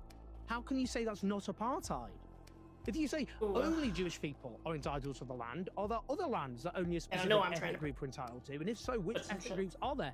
Or, if you don't believe that applies to any other ethnic group, then why not? But seriously, Melanie Phillips' audacity is something to behold. When British Indian academic Priyamavada Gopal responded to the first clip with rage full of hate, you mean, you nasty eliminationist, this is pure extermination talk, Phillips responded, here is someone who believes that the defense of the people against extermination is elimination. We can all therefore see just who she wants to eliminate. How many young people have had their minds poisoned by this professor's nasty, hateful post-colonialist raid? Wow, projection much. Sorry, Melanie, I'm going to have to ask you to listen back to your clip and listen to what you said, not just about Palestinians, but about Islam. The people who are actually being exterminated are Palestinians by the state of Israel. But you refute the very existence of Palestinians, so you have no leg to stand on. I don't know how much value there is to cover this stuff so much, Islam. Listening to what's her face was Sarah Hurwitz and a death cult, which threatens the existence of the West. That was and revealing. She said some stuff. In the West, you can say pretty much anything. It was just kind of about Palestinians, about Islam, about Muslims. So poorly thought out, and so revealing, and it especially revealed the way that she's not even aware of how she crimes against Palestinian people who are falsely accused of hatred towards. She really thought she really thought it was compelling to be and it's just who oppose manipulative the way that I'm trying to throw their basic rights. But what against all these images of children being blown up and it's how do you not get what's going on here, especially when you hear the facts and data when she's that. Help us take on. And that Israel hasn't been letting in any foreign forensic. What data are you fucking talking about? Share the video. What data? What are you gonna say? Oh, the population of Palestine is actually going up. That line is you. How is it a genocide? Or the classic is how is it a genocide if there's that's the worst one of all. Anyway, it's not funny. Speaking of foreign policy, Brian, big new drop site report based on the a argument tranche of emails that you all have obtained, and you'll have some insight into a week in the life of Jeffrey Epstein and Alan Dershowitz circa 2006. That's right, and maybe we should finish this block playing the Alan Dershowitz clip because it's so you've got the clip. Excellent, thank you, Griffin. So in 2006, there was a watershed moment in kind of U.S.-Israel relations when Stephen Walt, who was at the time the dean of the Harvard Kennedy School, and John Mearsheimer, who was one of the top international relations professors at the University of Chicago, published a paper called The Israel Lobby. It also ran in the London Review of Books, and you would think, okay, that's the most boring thing I can think of. That's like two academics published a paper that also ran in the London Review of Books. Okay, that's interesting. But why is the entire world supposed to care about that? The world lit up on fire. It is shot through with all of these caveats and apologetics that they're even broaching this subject, but they make a basic argument that a loose coalition of supporters of Israel in the United States have built a network and a lobbying infrastructure that has given Israel outsized influence on American foreign policy, and at times has driven American foreign policy away from its own national interests and toward the interests of Israel. Oh, shit, it confuses me. Okay. Viewed as an absolutely shocking thing to say in polite society.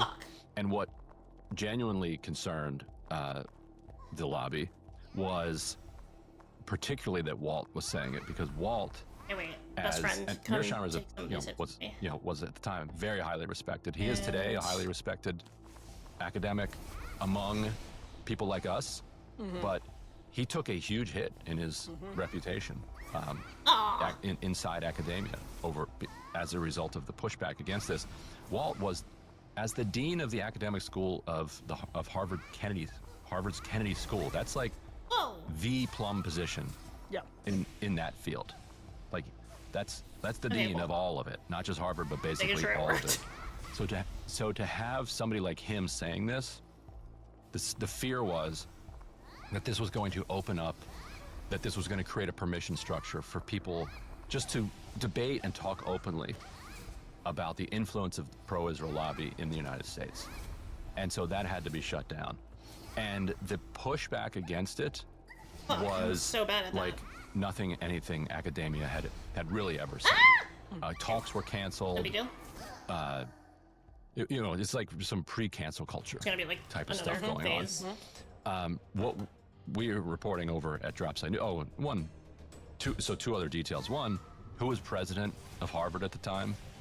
Epstein buddy Larry Summers. You guessed it. Shit. Who was either the main funder or one of the top funders of the Kennedy School? Les Wexner, the Wexner Foundation. And who controlled the Wexner Foundation's money? Jeffrey Epstein. So all those facts are known. Now what we know from Epstein himself was donating heavily to Harvard at the time as well. And Epstein himself was too. Okay. But he was more influential for his control of Wexner's fortune. But yes, he himself was giving millions. But now what we can report from his inbox, which, as I mentioned last week, we currently have exclusive access to, thanks to distributed denial of secrets, which is making they're making it available to other journalists as well. Is that Epstein himself was involved with Dershowitz in kind of circulating Dershowitz, giving feedback to Dershowitz's counter argument, which the school published, and helping to circulate it. And so he was involved. He was directly involved in the coordinated campaign to undermine this paper, which means that a paper making a claim that a loose kind of collection of pro-Israel supporters are leveraging their money and their resources and their connections was undermined by a loose coalition of Israel supporters operating behind the scenes, using their connections and their financial resources.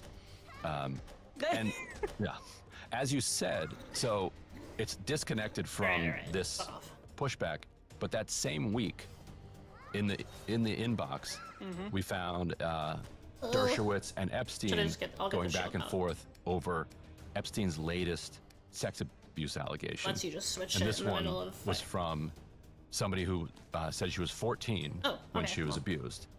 And you have Epstein with this kind of list of reasons why this girl's credibility should be called into question. Oh, okay. We're getting Things serious. that she had said on the internet. Because he had hired a private detective, you're reporting, Right. to follow this girl around. Or to at who's least to obviously- research her. Yeah, I don't know if he was following or if it was just like online research. This was like 1 week Virtually of research. following. Okay. Right. May have gone beyond that. We don't know. But what we know is that they unearthed a bunch of dirt on this girl. And he's saying, and so they're going back and forth. Dershowitz telling Dershowitz, who was his lawyer in this case, I to didn't mean to give do this that. to the state attorney to tell him that he should not be going forward with these charges because this girl is not to be believed. Fuck, what the hell? So that was the twin campaigns that they were running at the time. I mean, just these inboxes, because there are multiple, are such wild glimpses into what was happening behind the scenes and how elites are operating, not just Epstein and Dershowitz and Summers, but more broadly. And that last bit, Ryan, is particularly irritating because you'll remember when, it was Rising, there was an episode of Rising where Alan Dershowitz was booked, and it was you, Robbie, and me. And at one point, Dershowitz flew off the handle and said that we wouldn't have wanted John Adams to defend the Boston massacre, the British in the Boston massacre case. Which is, I think, when you're looking at these emails that you have about a private investigator being hired by Jeffrey Epstein to dig up dirt on a 14-year-old girl, the obvious difference, you don't even know, damn it. need I see to how know it that was works. happening behind the scenes to make the case that the obvious difference is John Adams believed with every fiber It's gonna of kill his me. being that I'm dead. I'm he was doing the right thing, that he was defending, he wasn't just a defense attorney, he was defending the right cause, that his side was I correct. don't get how in to this avoid case. that. Like, what am I doing wrong there? Did Dershowitz think that I'm so fucked. I'm so Jeffrey fucked. Epstein So was fucked. just God damn it. clean as a whistle, supposed had to never dodge done through it? anything Like, what the wrong, fuck? morally pure? Of course not. Of course not. Right. I mean, that's laughable. And their relationship Damn, dude. over working together on the Israel lobby actually is directly Choked. relevant to this claim, because let's say, okay, use the John Adams Come on, argument dude. where you say, even our worst enemies in our fair system deserve representation. So that's the argument. Oh, wait, no, we're fine. But Oh, yeah, what I if you bought also something, that's found right. out Never that John Adams was secretly working behind the scenes with the British on other unrelated matters in order to undermine other people, showing that they actually are a team, that they are not, that it is not that Adams is just defending the principle that everybody deserves a good lawyer. It's not that Dershowitz is representing Epstein, even though he understands he's an awful person, but he thinks Those are fire attacks, that right? Shouldn't everybody that work on deserves an that? attorney. Like, The, that's like, laser clearly not beams? what. That's clearly not what is happening with Dershowitz, because he's working with him secretly to undermine Mearsheimer and Walt's I book. have coffee. Right. That has nothing to do. You're not required to do that. Like, you clearly believe that he's your ally. Yeah. In this effort, in this ideological effort. So I think we can dispense with this idea that Dershowitz was a reluctant defender of Epstein, and he did it on the principle that everybody deserves an attorney. You know, it's also amazing. Because he was secretly working with him on this Israel lobby book. It is sweet amazing to go lightning, back I and think of wasn't the noticing. early days of Dershowitz's self-defense of his relationship with Epstein, and then compare what he said then to what we're seeing behind the scenes in these emails that I'm sure he never thought would see the light of day, which is, you know, whatever they're talking about, Mearsheimer or the case, they were not just business colleagues, and they were not just casual business acquaintances. They had a close relationship. Obviously, they had a close relationship. They were They allies. close conspirators. They were, they were allies. They Fire were, and magic. you know, I don't mean Doesn't burn conspirators it, in a okay. legal sense. It just means that they were behind the scenes operating closely. Conspiring. Was it not together. nullified? Yeah, 'Cause it's, like, I mean, just obviously in this case, fire. there's a little conspiring that's taking place, but it's just, I think, I don't think I'm gonna use worth thinking back to how he said, yeah, well, you know, I defended him as his lawyer, met with him a couple of times. I'm paraphrasing, obviously, what the defense was back then, but laughable at this point. Yeah, and Dershowitz is. Barry Weiss says she wants to use her new perch at CBS News to redraw the lines of what falls in the 40 yards of acceptable debate in American and political and cultural life. She says the aim is to sideline voices like Hassan Piker, Tucker Carlson, Nick Fuentes, and elevate charismatic figures such as Alan Dershowitz and Dana Loesch to reflect where the vast majority of Americans actually are.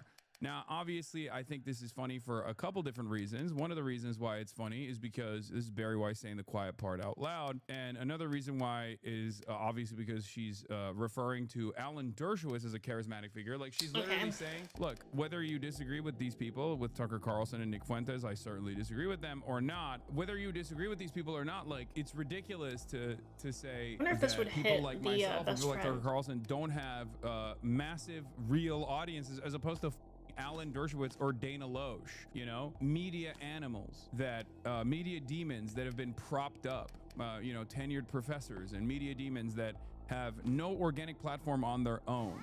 So the idea that like the association of me and Nick Fuentes is ridiculous. The association with me and Nick Fuentes is ridiculous, but it's one that Zionists regularly will present. Not realizing that this doesn't actually make me look bad, but it actually normalizes people like Nick Fuentes in the eyes of many people, because the position I hold is the majority position on Israel, right? It wasn't the case post October 7, but it certainly is the case now. So all that does is, I think, normalize Nick Fuentes more in the eyes of many Americans. I need to it's a remember to dangerous switch position that fast. these dipshits actually advance, even if they don't realize it. Switch fast and kill the fucking Apparently, she did end skeletons. up uploading a debate And between now, Alan a freak- Dershowitz and Dana Loesch on gun control, and that debate got 1,994 views in 10 hours. So obviously it's definitely not something that the American population, or anyone as a matter of fact, is looking for. But let's take a look at this this silly thing, and I'm going to give you the tea afterwards as well, which makes it even funnier that Barry Weiss and CBS News is mentioning my name alongside people who should be deplatformed. See the moment that we're in.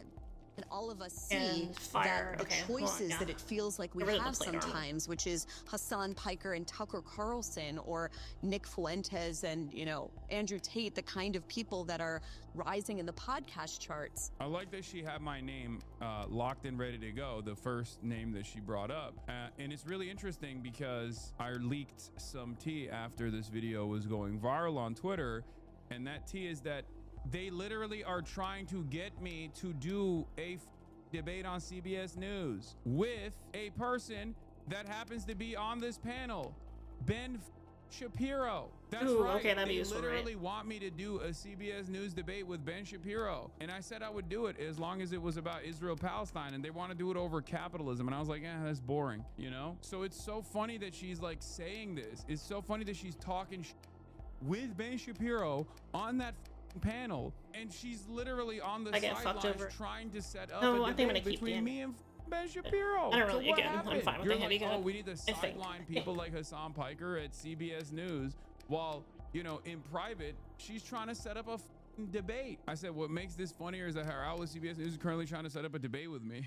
Yeah. Also, her bestie Olivia Reingold wanted to Ghosts profile technically you. I know. undead, So or which one is it? ghosts? Am I supposed to be a dangerous extremist voice that needs to be deplatformed, or am I actually a person with a fairly large audience that you want to actually, you know, bring over to CBS News, bring eyeballs over to CBS News?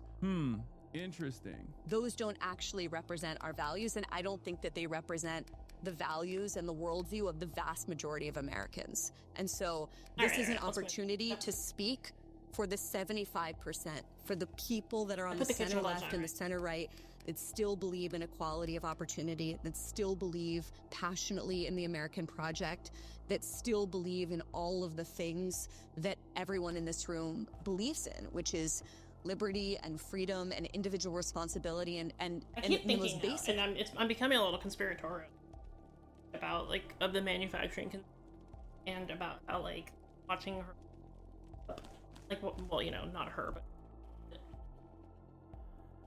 at the head of all these companies that Larry Ellison is buying up, and like the way that she, and like everybody knows, like, she's not popular, she gets no views, nobody like, her shit's nothing, like she just appeals to like basically like donors, APAC that like her, pushes the right, she toes the line basically right way. And the way that she insists, like in this interview, like she's like where like the majority of Americans are. Always like insist. the book talks a lot about how, like, susceptibility of people to group stuff, like where like people start to like everyone else's belief. Maybe they're all right and stuff. They see like everyone on their social media feed. People are impressionable. Like start embracing. That's really what they want to do, is like make sure that like they are like, and going back to the Sarah Hurwitz thing, like controlling like, I guess the filter, yeah, every filter, to make sure that nothing that's like against like the kind of media. They don't want you to see the children dying. They want you to see the fake data that they want to put in front.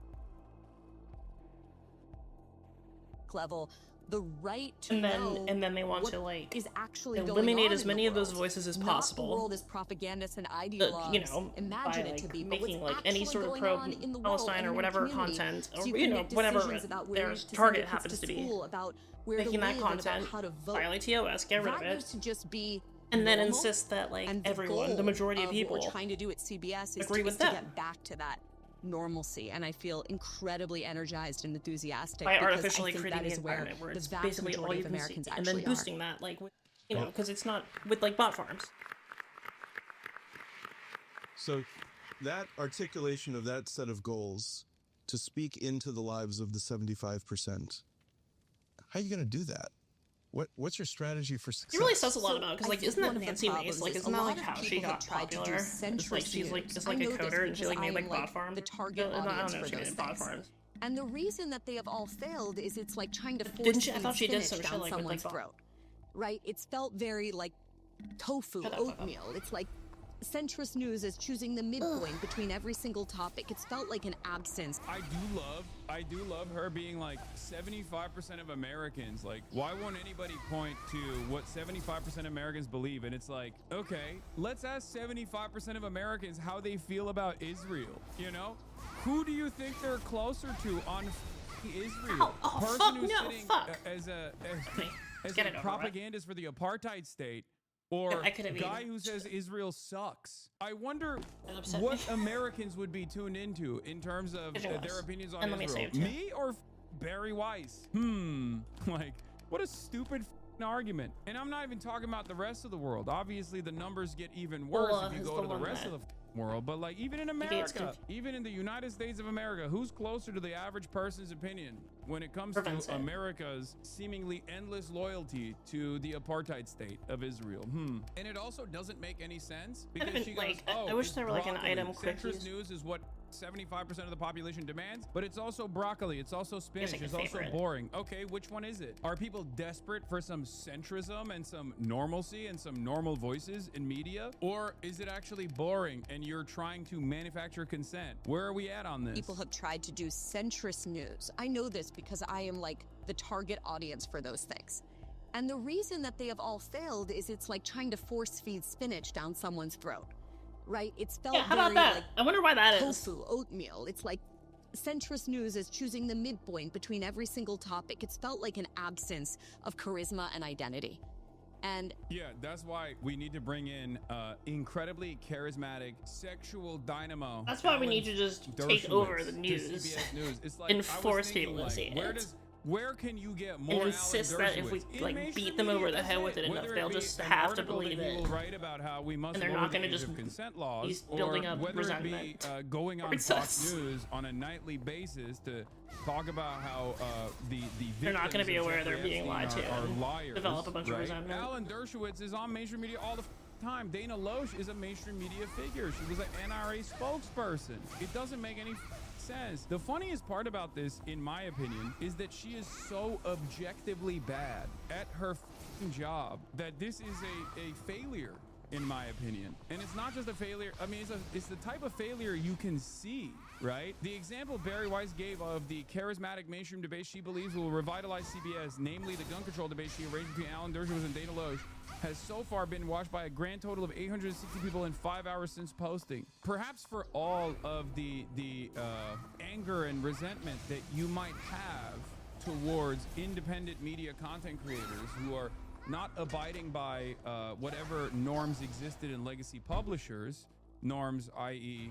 norms, for example, of demonstrating unconditional loyalty to Israel. Whether you like it or not, it is obvious that people on the independent side of things have to actually carve out their own audiences, and in an effort to do so, they have to be more entertaining. They have to be more charismatic than the people who get hundreds of thousands of dollars a year to sit on a CNN panel, or to sit on a CBS panel, or to sit on a Fox News panel. This is not an issue that you can solve with money. Jay Caspian Kang says, so basically she's going to cancel. I don't think I need the HP thing. Elevate I should save that too. Also, if you're going to redraw lines to square up more with what 75% of Americans believe, how are you going to cover aid to Israel, which is widely unpopular amongst that 75%?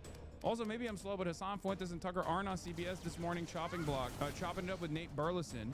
How are you going to cancel them from CBS that was News so helpful. and foreign free press?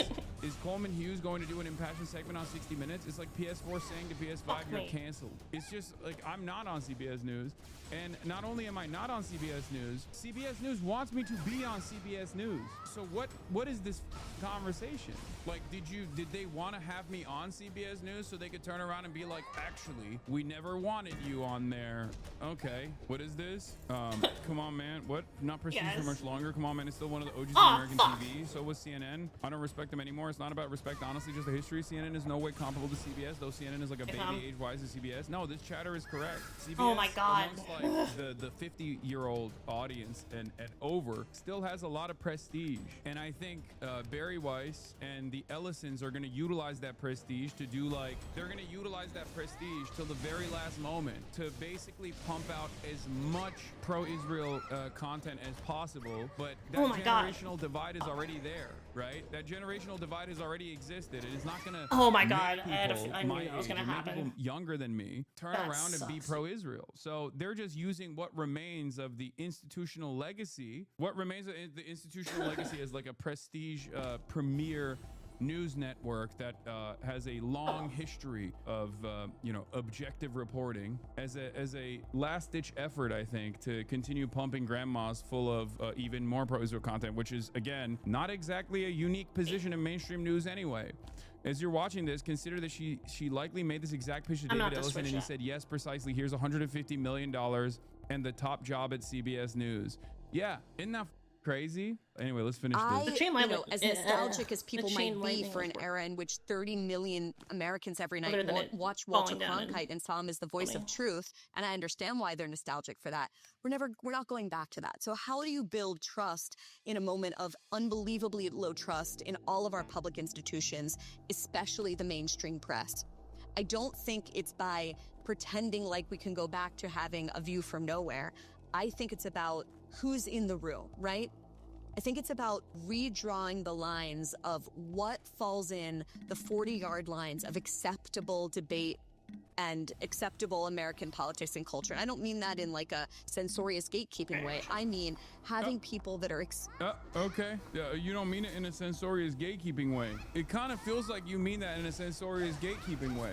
Except the irony is these guys are no longer the gatekeepers. That is the irony. CBS News no longer has the same level of relevance. And I say this as someone who gets a ton of mainstream press coverage, okay? And in my own personal experience, going on the Theo Von podcast is infinitely better for boosting my profile than any number of different mainstream legacy newspapers writing profiles on me. Straight up, the Joe Rogan Experience is more of a real gatekeeper now than any number of different news articles. It's just the truth, and I say this as someone who obviously cares about mainstream press, who cares about good journalism, who defends good journalism all the time.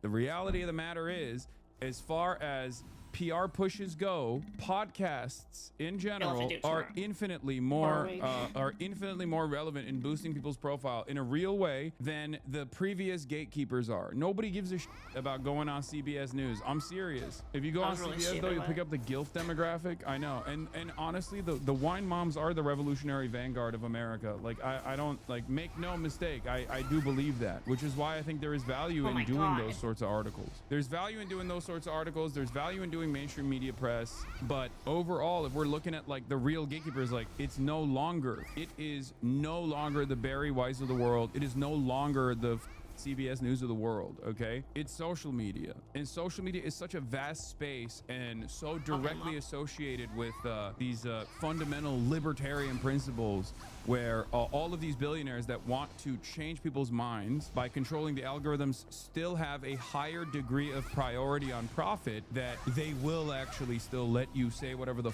you have to say, as long as you are generating revenue for them, as long as you have eyeball retention on those social media platforms. And it's too big of a behemoth to control, at least as it stands currently. Now with AI, that might change, right? If they start processing their own content, and if they just keep pumping their own content, they can actually change and people's consciousness, right? And they can actively make people feel some why can't I type get of the way. timing for that Not right? only is the idea that Dershowitz and Loesch represent normal people hilariously wrong, the idea that Hassan, Tucker, and Fuentes don't represent normal people is hilariously wrong. Those guys are popular because millions of Americans like them and like what they have to say. Hassan is not the same as the other two. 100% agree on ideology and substance, but my point is that they're all organically popular figures. I'll hate Fuentes and Tucker until the day I die, but I can't deny that a lot of people really like them. Yeah, it's true. As much as I wish that wasn't the case, a ton of people watch Tucker Carlson, even more people that watch Tucker Carlson than watch me, and a ton of people watch Nick Fuentes as well. That are clearly, identifiably on the center left and on the center right in conversation with each other. And we've been doing so much of this at the Free Press. It was in, where was I? Chicago. Last week, I think, I've lost all track of time, where Dana Lash, former spokeswoman from the NRA, was debating Alan Dershowitz on guns. Now, these are people that have wildly different opinions on the Second Amendment, and yet showing that they can have good faith, very passionate, very charismatic disagreement and still like each other at the end of the day. We think it's important. And so it's, I'm gonna be honest with you, at least in the age of stupids, if you really want to tap into the collective consciousness and where they're at, you need to have like OnlyFans models going up against like misogyny podcasters, like misogyny merchants, you know? That's like, I think that has a ton more relevance in the minds of the average person, the 75% that we're talking about, than Dana Loesch and Alan Dershowitz, or even someone like myself versus Ben Shapiro. That's it. That's where the average person is. I'm gonna be honest. The average person's mentality is like they want to see the whatever podcast guys get destroyed by like a feminist commentary Fucking person. skeleton bleeds. That's what they want to see. And on the other side, they want to see like some of the most insecure men screeching at a bunch of women. That's what they want to see. The average normie is not invested in a meaningful debate between two parties that are knowledgeable on the issue. I'm not even saying that Dana Loesch and Alan Dershowitz are knowledgeable on the issue of gun control or even remotely entertaining or interesting. I'm simply saying that even if you were to get like two figures that are knowledgeable and can be somewhat entertaining to debate an issue that they have, you know, most people are not invested in that at all.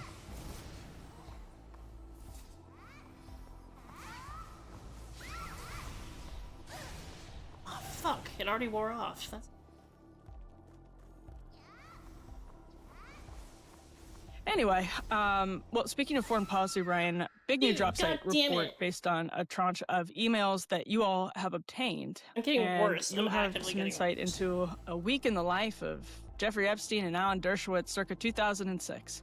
That's right. And maybe we should finish this block playing the Barry Weiss, Alan Dershowitz clip, because it's so... You've got the clip. Excellent. Thank you, Griffin. So in 2006, there was a watershed moment in kind of U.S.-Israel relations when Stephen Walt, who was at the time the dean of the Harvard Kennedy School, and John Mearsheimer, who was one of the top international relations professors at the University of Chicago, published a paper called The Israel Lobby. It also ran in the London Review of Books, and you would think, okay, that's the most boring thing I can think of. Like two academics published a paper that also ran in the London Review of Books. Okay, that's interesting. But I keep setting myself up why to is get the killed entire like that, world supposed to care about that? Like every time I go down the there. world lit up on fire. It is shot through with all of these caveats and apologetics that they're even broaching this subject, but they make a basic argument that a loose coalition of supporters of Israel in the United States have built a network and a lobbying infrastructure that has given Israel outsized influence on American foreign policy, and at He can't times seem to position the has best driven friend American like I foreign usually can policy either, like to away rub from the its shit. own Like, national it's not interests and getting in the toward the way of interests anything. of Israel.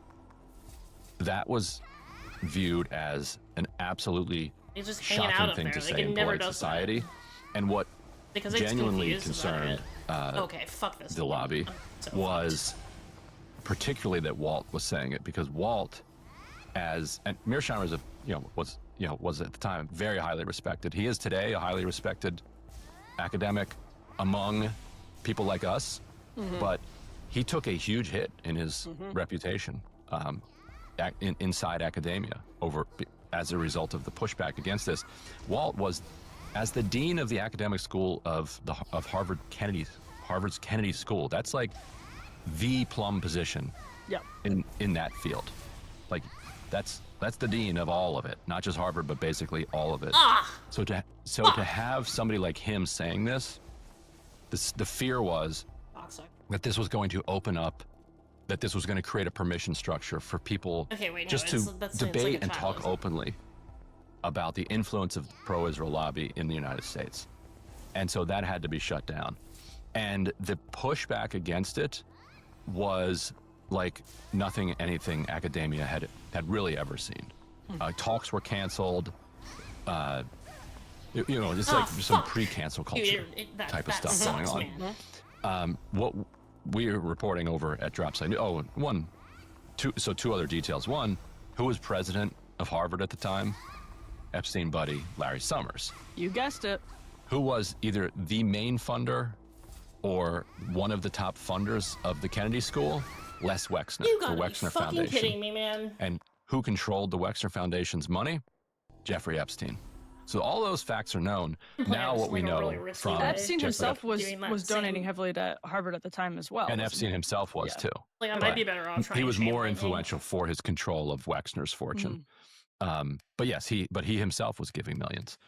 But now what we can report from his inbox, which, as I mentioned last week, we currently have exclusive access to, thanks to distributed denial of secrets, which is making they're making it available to other journalists as well, is that Epstein himself was involved with Dershowitz in kind of circulating Dershowitz, giving feedback to Dershowitz's counter argument, which the school published, and helping to circulate it. And so he was involved. He was directly involved in the coordinated campaign to undermine this paper, which means that a paper making a claim that a loose kind of collection of pro-Israel supporters are leveraging their money and their resources and their connections was undermined by a loose coalition of Israel supporters operating behind the scenes, using their connections and their financial resources. And yeah, every as time you that said, turns off, like so right in the middle of the it's disconnected from this things coming at me. pushback. But Like, I that think I'm same gonna- week, in the inbox, But I, like, lose the we confusion. found Dershowitz and Epstein going back and forth over Epstein's latest sex abuse allegation, and this one was from somebody who said she was 14 when she was abused. And you have Epstein with this kind of list of reasons why this girl's credibility should be called into question. Things that she had said on the internet. Because he had hired a private detective, you're reporting, Right. to follow this girl around. Or to at who's least to obviously- research her. Yeah, I don't know if he was following or if it was just like online research. This was like 1 week of Virtually research. following. Okay. Right. May have gone beyond that. We don't know. But what we know is that they unearthed a bunch of dirt on this girl. And he's saying, and so they're going back and forth. Dershowitz is telling Dershowitz, who was his lawyer in this case, to give this to the state attorney to tell him that he should not be going forward with these charges because this girl is not to be believed. So that was the twin campaigns that they were running at the time.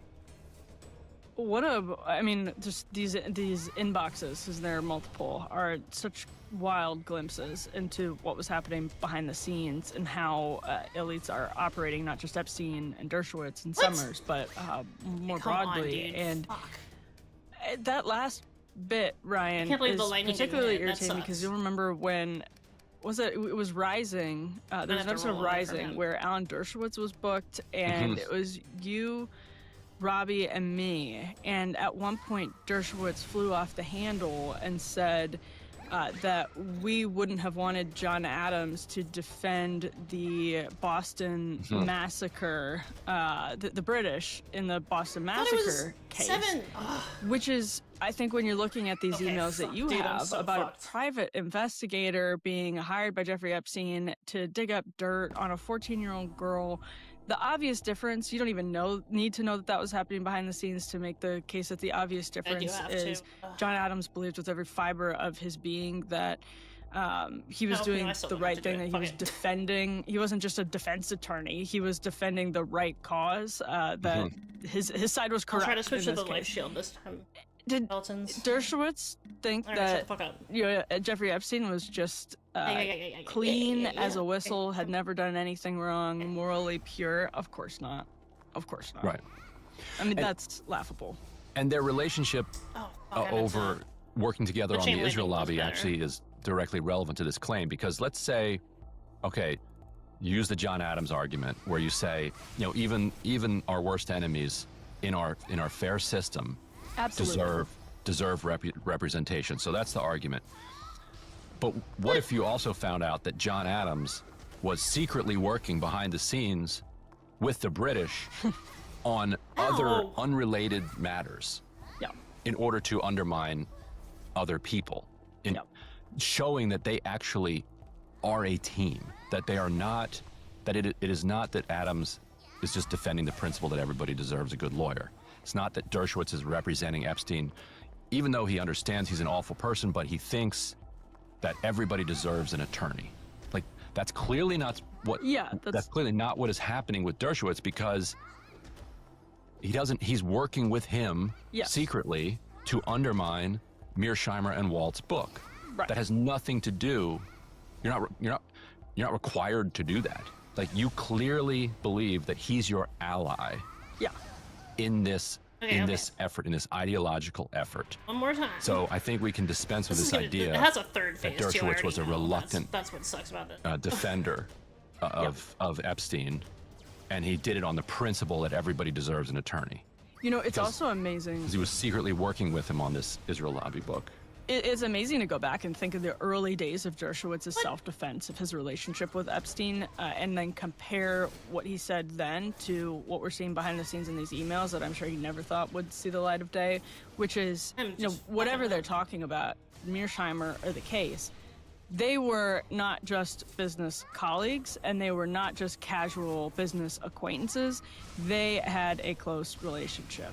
Obviously, they had a close relationship. They were allies. Close conspirators. They were, they were allies. They were, you know, I don't mean conspirators in the legal sense. It just means that they were behind the scenes operating closely together. I mean, obviously, in this case, there's a little conspiring that's taking place. But it's just, I think, worth thinking back to how he said, well, you know, I defended him as his lawyer, met with him a couple of times. I'm paraphrasing, obviously, what the defense was back then, but laughable at this point.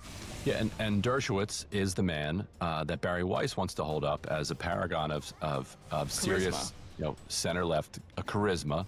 The kind of person that's going to, you know, bring young people, you know, back. So Griffin, if you have this, let's play it and play the whole thing, because it's funny. you got some guff. Yeah, people tried to community note this and say that she didn't actually talk about Dana Loesch and Dershowitz, but it's like, no, you have to watch for like 3 whole minutes, and then she gets into that. Yeah, keep your attention span, folks. Yeah, so keep your attention span. You can roll it at 2x, but here is an impersonation of an old person's version of a young person. Let's roll this. All of us see the moment that we're in. And all of us see that the choices that it feels like we have sometimes, which is Hassan Piker and Tucker Carlson, or Nick Fuentes and, you know, Andrew Tate, the kind of people Hassan that are Piker, by the way, has said that CBS is trying to get him to do a debate. Incredible. But go ahead. Yeah. Those don't actually represent our values, and I don't think that they represent the values and the worldview of the vast majority of Americans. And so this is an opportunity to speak for the 75%, for the people that are on the center left and the center This is what I right was talking that about. still believe in equality Like, of what? opportunity, Who? that Who are you still talking believe about? Like, you're passionately in the American giving the impression, project, even though, like, that still believe all in data points all said, of the like, things nobody wanting your that bullshit. everyone in this room You're not believes speaking in, about it. which is Okay. liberty Okay. and freedom and individual Right. responsibility and in the most basic level, the right to know God, what is is I can't actually believe you're going on watching in the that. world. Embarrassing. Not the world as propagandists and ideologues imagine it to be, but what's actually going on in the world and in your community, so you can make decisions about where to send your kids to school, about where to live, and about how to vote. That used to just be normal. And the goal of what we're trying to do at CBS is to get back to that normalcy. And I feel incredibly energized and enthusiastic because I think that is where the vast majority of Americans actually are. Well, And Ryan, this is recent, right? so that articulation of that set of goals to speak into the lives of the 75%, how are you going to do that? What's your strategy for success? So I think one of the problems is a lot of people have tried to do centrist news. I know this because I am like the target audience for those things. And the reason that they have all failed is it's like trying to force feed spinach down someone's throat, right? It's felt very like tofu, oatmeal. It's like centrist news is choosing at the least I midpoint got through between it. every single topic. It's felt like an absence of charisma and identity. And I, as nostalgic as people might be for an era in which 30 million Americans every night watch Walter Cronkite and saw him as the voice of truth, and I understand why they're nostalgic for that. We're not going back to that. So how do you build trust in a moment of unbelievably low trust in all of our public institutions, especially the mainstream press? I don't think it's by pretending like we can go back to having a view from nowhere. I think it's about who's in the room, right? I think it's about redrawing the lines of what falls in the 40-yard lines of acceptable debate and acceptable American politics and culture. And I don't mean that in like a censorious gatekeeping way. I mean having people that are clearly identifiably on the center left and on the center right in conversation with each other. And we've been doing so much of this at the Free Press. I was in, where was I? Chicago. Last week, I think, I've lost all track of time, where Dana Lash, former spokeswoman from the NRA, was debating Alan Dershowitz on guns. Now, these are people that have wildly different opinions on the Second Amendment, and yet showing that they can have good faith, very passionate, very charismatic disagreement and still like each other at the end of the day. We think it's important. And so for me, it's always about the curation, like who's in the room, how are you showing centrist news, not as the absence of disagreement and the absence of charisma, but explicitly charismatic and disagreeable, and yet doing it in good faith. And the other way you do it is, by being really honest with your audience. Like, I think we get it. Yeah. Incredible. Also, so I said Glenn went and found it. When he found it, it had 850 views. This was like here 24 hours ago. Where are we This at 24 now? hours ago. Let's see how it's doing. 4.3. So Okay. So I think Barry's video has been viewed like 8 or 10 million times at this point. Talking about Dershowitz as a charismatic The leader. drop site clip. Yeah, we put we put this link here underneath, and it still was only able to drive 4.3 thousand views to this Free Press and Fire present Alan Dershowitz versus Dana Loesch. I will.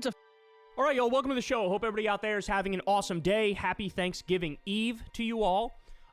We will have a show tomorrow for Thanksgiving as well, so definitely tune in for that. I didn't hear about I got a lot of stuff to get Republican to today, man. senators that So were gonna in just a resign. second, Democratic senators House are members revolting that were, like, threatening. against Chuck I saw Schumer that. and his Jello Story, too. spine weakness. I love that story, so we'll dive into that. We also have a bunch of MAGA politicians threatening mass resignation because apparently they're sick of being Trump's doormat. So a lot to say about that one, too.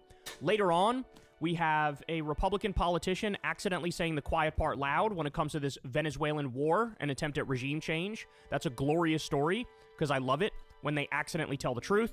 So we'll dive into that. And we also have a report that Trump is allegedly on the brink of firing the freak loser Kash Patel. So we love to see that. So we have all that and more. You guys know the drill. Everybody please do me a big favor and subscribe to the channel. You can also support the show on Patreon. That helps out a lot. Remember, this is real independent media. I've never talked to an advertiser or done an ad read, and I'm very proud of that. So you guys support the show from the ground up. You can also tip with that thanks button on YouTube. You can support Crystal Kyle and Friends on Substack and sign up there. And, of course, you can go subscribe to Corin's World on YouTube, where we do live Kyle and Corin episodes every Monday at 8:30 p.m. Eastern Time. You don't want to miss that. We have a lot of fun doing those. We just did a 3-hour and 30-minute show the other day where we ranked the Thanksgiving foods. So definitely go check that out if you haven't. And definitely come hang out with us next week. Like I said, it's an absolute blast.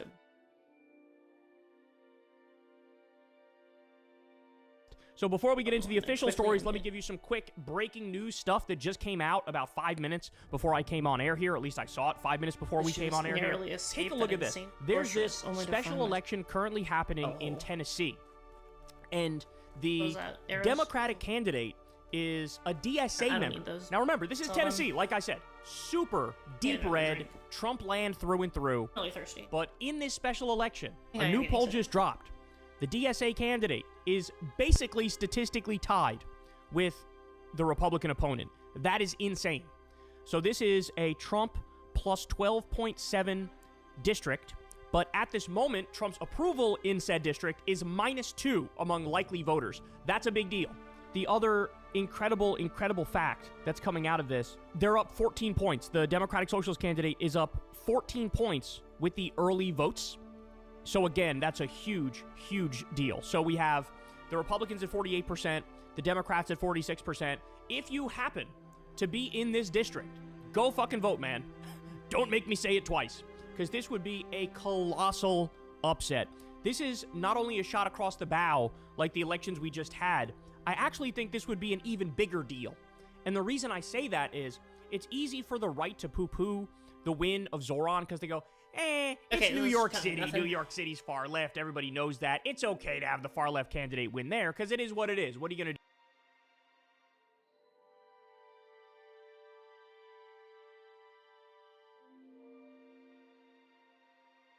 Socialist International was founded to continue from the groundwork that Marx and Engels had originally laid in the first international to try to build an international workers' party. You know, since capitalism is a world system, they recognize the need for internationalism in theory. But the Second International presided over a substantial economic boom, and there were real improvements made in the lives of working people over this period. The parties in the Second International grew massively and were able to get party leaders elected and even like pass a lot of reforms and improvements for working people.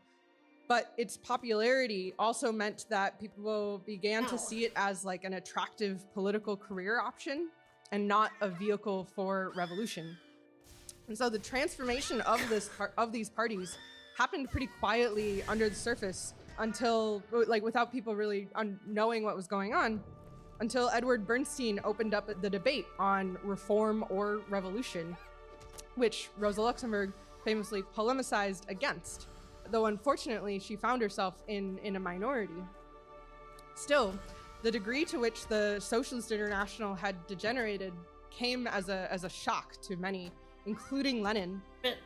Criminally, when the fact of World War I was presented to them, the leaders of the parties in the Socialist International chose to support their own ruling classes on national lines. Right? You know, and these again were huge parties with ministers elected into parliaments, and they voted in favor of imperialist war for the sake of national unity and party discipline. And so in 1914 and all throughout the war, it was shown that these so-called socialists were more determined to preserve their own careers within a capitalist state apparatus and party bureaucracy than they were interested in socialism and revolution. And thus they were actually hell-bent on preventing revolution rather than leading one. And this betrayal is an inevitable result of reformism, of constraining your ideas within the framework of capitalism. Oh, there's anti-terror. So the betrayal of the socialist parties in the Second International and the surge in communist movements triggered by the Russian Revolution meant that a new international could be built and had to be built, essentially. One which condemned the opportunist leaders and stood for real internationalism and for world revolution. The Communist International, or the Comintern as it was called, was declared in 1918 and the first Congress took place in 1919. And its purpose was to unite the advanced elements of the working class, for them to come together and share their experiences, No, provide constructive criticism to each other, What are you and saying? take decisions and move together. Oh, really? The international ruling class Anyway, was we need to united get to the in other their side, but I opposition have to no idea how to make Bolshevism. this bridge The work. only way to counter it was international Well, working class unity. I'll take a look. So in 1918 to 1919, in Finland, Italy, Germany, the socialist parties actually saved the bourgeoisie from mass movements, betrayed the working class, Cool. and paved the way for counter-revolution. I'm gonna die. At the same time, communist parties crystallized rapidly in country after country, I probably shouldn't making sell up them anything, tens of thousands of people who were rightly disgusted by the opportunism of the socialist parties, as well as like that of the trade unions, and were eager to go beyond like those social democratic limits and to revolutionary communism.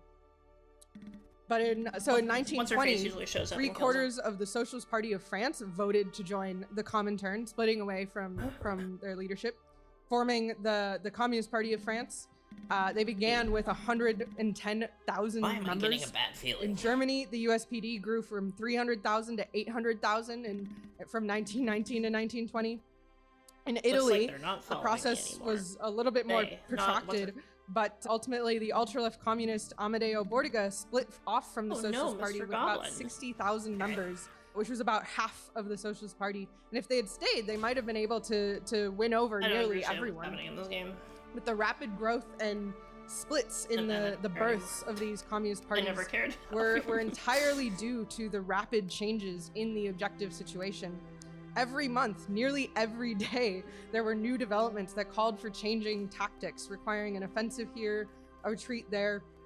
The rate at which the masses were also testing out different programs, Okay, parties, how do I and get in leaders there? was really fast-paced and erratic, learning from experience. So practically all of these brand new communist parties were characterized by impatience. They saw the already accomplished revolution in Russia and wanted to hasten their own revolution. And because so many of them came out of the Second International in their attempt to cleanse themselves of the sin of opportunism, they took rigid positions on the question of whether or not, and not how, to participate in elections and in unions.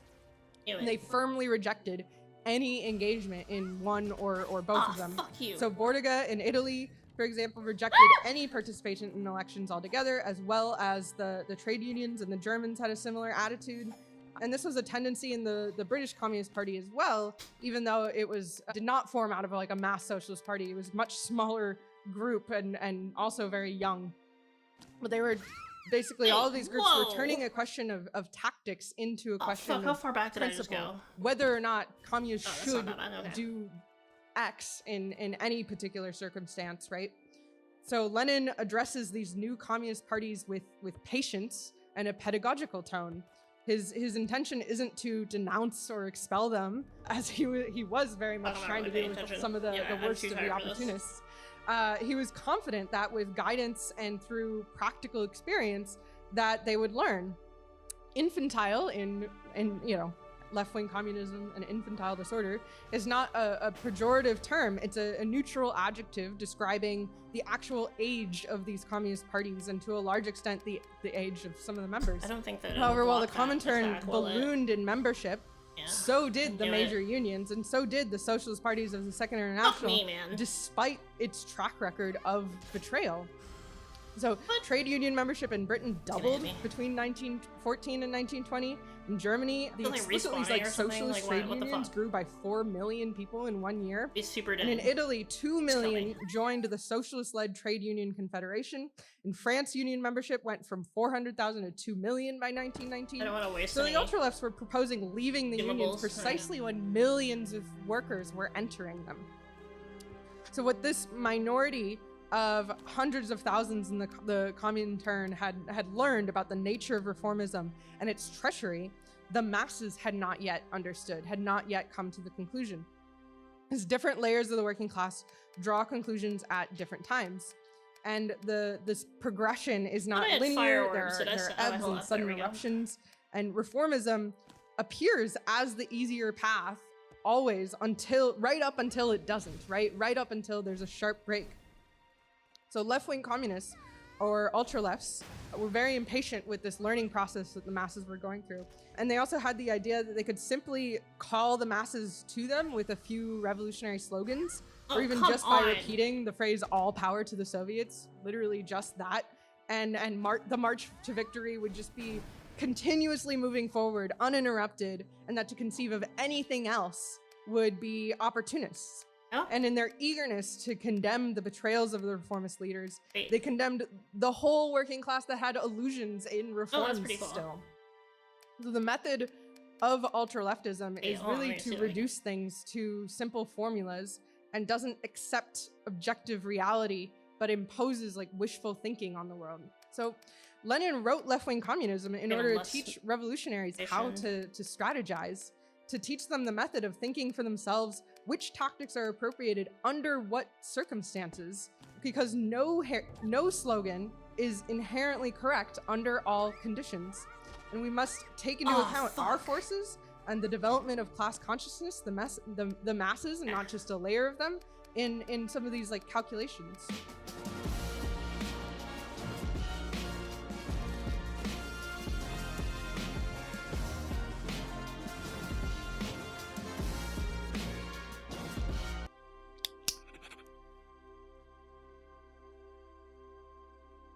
There was also the Elon Musk combo with Joe Rogan. Elon Musk is using paid promotion feature on X that boosts his New York City mayoral endorsement. I never saw the Joe Rogan apparently. Loser. Endorse? Sweetly? No, Cuomo. No, I see it. You know, I'm sorry. This is pervs of a feather stick together, my friend. Yeah. What did he do? Elon? He made a crappy car too wide. No, the best. No, he tried to fuck a flight attendant. The best Elon pervos. The best. That's NBA. That's another one of my ops, by the way, dude. All of my ops. NBA young boy, not Elon, that did that. What? That was Elon. That was Elon who did never that. broke again, young boy. Okay, and Elon Musk never broke again. With the head of Tesla. Oh, they talked Elon about Musk, socialism. one of the wealthiest, most controversial. This is AI, right? What does he look like now? Believe it. But if you look at the media, he looks like he owns his. He looks like he no, I don't owns think his he's evil Subaru. either. But if you look at the media coverage, the media Bro, he looks like he's about to yell at me for missing hours. pretty shocking. If you look at the colleagues show is You guys never want to let a video run at all. I've noticed. I don't like videos. I like hanging out with my friends, especially not being judged by these. And you're also like geniuses. pushing yourself off of the frame. I don't know. They're further looking at and me. further. I like that. Get back in the frame, Adam. What am I? But they're Not do anything too fancy. You're the eye candy. They want me to No, dance. I like that. They want me to dance. You're the eye candy. You need to be You need to be on camera. All right. Here's Elon Musk and Joe Rogan. Elon Musk exposes Zohar Mamdani's socialist agenda on the Joe Rogan podcast. Okay, let's hear him out. Let's hear him the out. amount of negative coverage. Like one of the things that I looked at the other day was mainstream media coverage of you, Trump, a bunch of different public figures, and then it's like Mamdani. 96% negative or something crazy. Yeah. And then Mamdani, which is like 95% positive. What? Right. Well, they're both South African. You know that. Wait. Zora lived in Cape Town. Bro, what do you mean 95% of Zoran's media coverage is positive? It's literally like people being like, it's like, would you kill every Jew? Yeah. What the fuck? That's a positive question. So, Zoran, thanks for stopping by the news hour. Before we let you go, had a great time talking about buses and schools, and now we just need to ask you: do you believe that we should nail the perfidious Jew to a wall? Have you heard 3 them minutes, once sir. ask him about like someone like with mental health problems outside, like how to help them? Well, no, because the way that they No, would they're frame like, that no, question they go, is like, why don't so you why kill don't them? why did you, or excuse me, No, they don't ask that question at all. It's just about like foreign policy. No, but the way they do frame it is because the person that you're thinking of, when you have that person in mind and you're like on camera working for a major network, the way that you ask that question is, oh, there's a person in distress who's like homeless or whatever. Yeah. Instead, the way you ask that question is, votes. Yeah, instead the question is, how do we kill them? How do we put them behind Why bars? do you, no, why do you want to why don't you want to kill them? Why do you not want to give the NYPD chainsaws to monitor the platforms? No, but but what he says is like pro cop because it's like a waste of time if they're not committing. Yeah, no, he has a really good way of reframing like a defunded police style message. I mean, but out of all of his policies, I'm like that one is like actually like the one that gets me the most because it's like living in a city you have to watch people suffering and then just ignore. Oh wait, no, right? I need the There's like animal it shouldn't be like that, right? No, and this is the other. No one cares. Well, They my just care about argument about this is that like it's one of the things that like people are really bad at acknowledging. It's like gotten worse on the level of like when I was like an 18-year-old in Berkeley, California. The like degree and extreme of like homelessness that I saw was substantial at a place and time like that. But that like in New York in the same time and even in California when you go back there, like it's all gotten worse. It's all intensified. But like everybody's decided like, well, we get used to it and live with it. And like if we're gonna blame anybody for it, we just blame those people. We don't like Democrats. Oh my God. We blame like it's SF is really just it's wild. Well, it's California because you can be outside the whole year. Too well, far. Also, like the PNW too. Yeah, it's just like we shouldn't have people suffering outside. No, it's painful. It's like one of the things. Like, take it outside. There's also one other element of this conversation that gets lost in the whole like positive media coverage, negative media coverage. Is like, what has he done that deserves negative media coverage? When you look at someone like Zohran Mamdani, he hasn't done shit. Is that worthy of negative media coverage, though? Well, it's against the Constitution. That's yeah, protesting against Israel. But like that's what I mean. Like with Elon Musk, he's like, yeah, there's negative media coverage over you because you do a bunch of shit. Whereas there is negative media coverage over Zohran in spite of the shit, where they're trying to make it seem like there is something that Elon, he's doing. Things that you do draw such personal ire toward you that you literally are no longer allowed by your probably investors to like be a public political figure of any meaningful, in any meaningful way anymore because you came very close to crashing the whole thing in the last year. I mean, I think that's like part of the. I just don't understand why. One thought about why it's also negative for him. If I was the richest guy in the world, I would not be on TV. If I was the richest guy in the world, I would be playing so many video games. I would just be courting Sydney Sweeney until she became my bride. What the fuck? But then once you had Sydney, I wouldn't be hanging out with. But this is the thing. Here's the thing. You're a rich guy, right? You play a video game. Like you finish the video game, you move on to the. Speaking of people outside the 40-yard lines, let's go ahead and take a look at this clip of Tucker Carlson on the Sean Ryan show that just, I don't know if you saw this, Ryan. No, and what I hadn't, one of the things I love about this show is getting educated about the insanity that's going on and just the wild circus that's going on the right now. Because I need somebody to safari me through this jungle. Gladly, I'll be the Sherpa here. This is Tucker Carlson making a comment that you might not think would be controversial, but the libertarians were quite upset with it. We can roll. And on the Republican Party, which is almost to the point where it's just useless. Oh. And I'm going to have to oppose it because I hate them too much, but because they're such betrayers. But anyway, in the Republican Party, it's That's like, so much fucking health. Are you from Mamdani? You had a whole chicken. No, not bigger really than you. Just I don't want any more dollar stores. I don't want high density housing in my neighborhood. I don't want any more I fucking ran strip into malls that another nobody goes monster to. that No more looked- karate studios This and time, vape shops. Like, how Picture about was no? wearing clothes. At least Ooh, I thought so. socialist! You don't believe in the free market because you bribed a fucking county commissioner to build more garbage? Transform parts of its. You don't even live here? Kind of. Protoplasm. In a normal society, we'd like burn your strip mall down. But you can't do that Seems here. there's a difference. You can't turn my women into prostitutes. Sorry, OnlyFans. And you can't destroy the landscape that I live in. No. How about no? That's not crazy, is it? We could probably stop it there. No. And you can't take all my tax dollars and then refuse to do anything about child molestation. Yeah. Like, the whole reason you exist, county commissioners, is to protect my daughters from getting molested. Fair point. But people lost their minds, particularly over the dollar store comment, Ryan. And the old right was out in spades saying, rich guy hates dollar stores. And it's amazing because there's a wide variety of research that's been done over time showing dollar stores increase the likelihood of the small local grocery store, the small local guy being run out of business as soon as that dollar store comes into town, and so it's not as though dollar stores are uncontroversial in rural places or actually in inner city places at all. But of course, God forbid, you say something like that. I mean, also the sentiment about the Republican Party is just like typical Tea Party era stuff. But the dollar stores, don't attack the dollar stores because God forbid we go after the dollar it's back stores. here.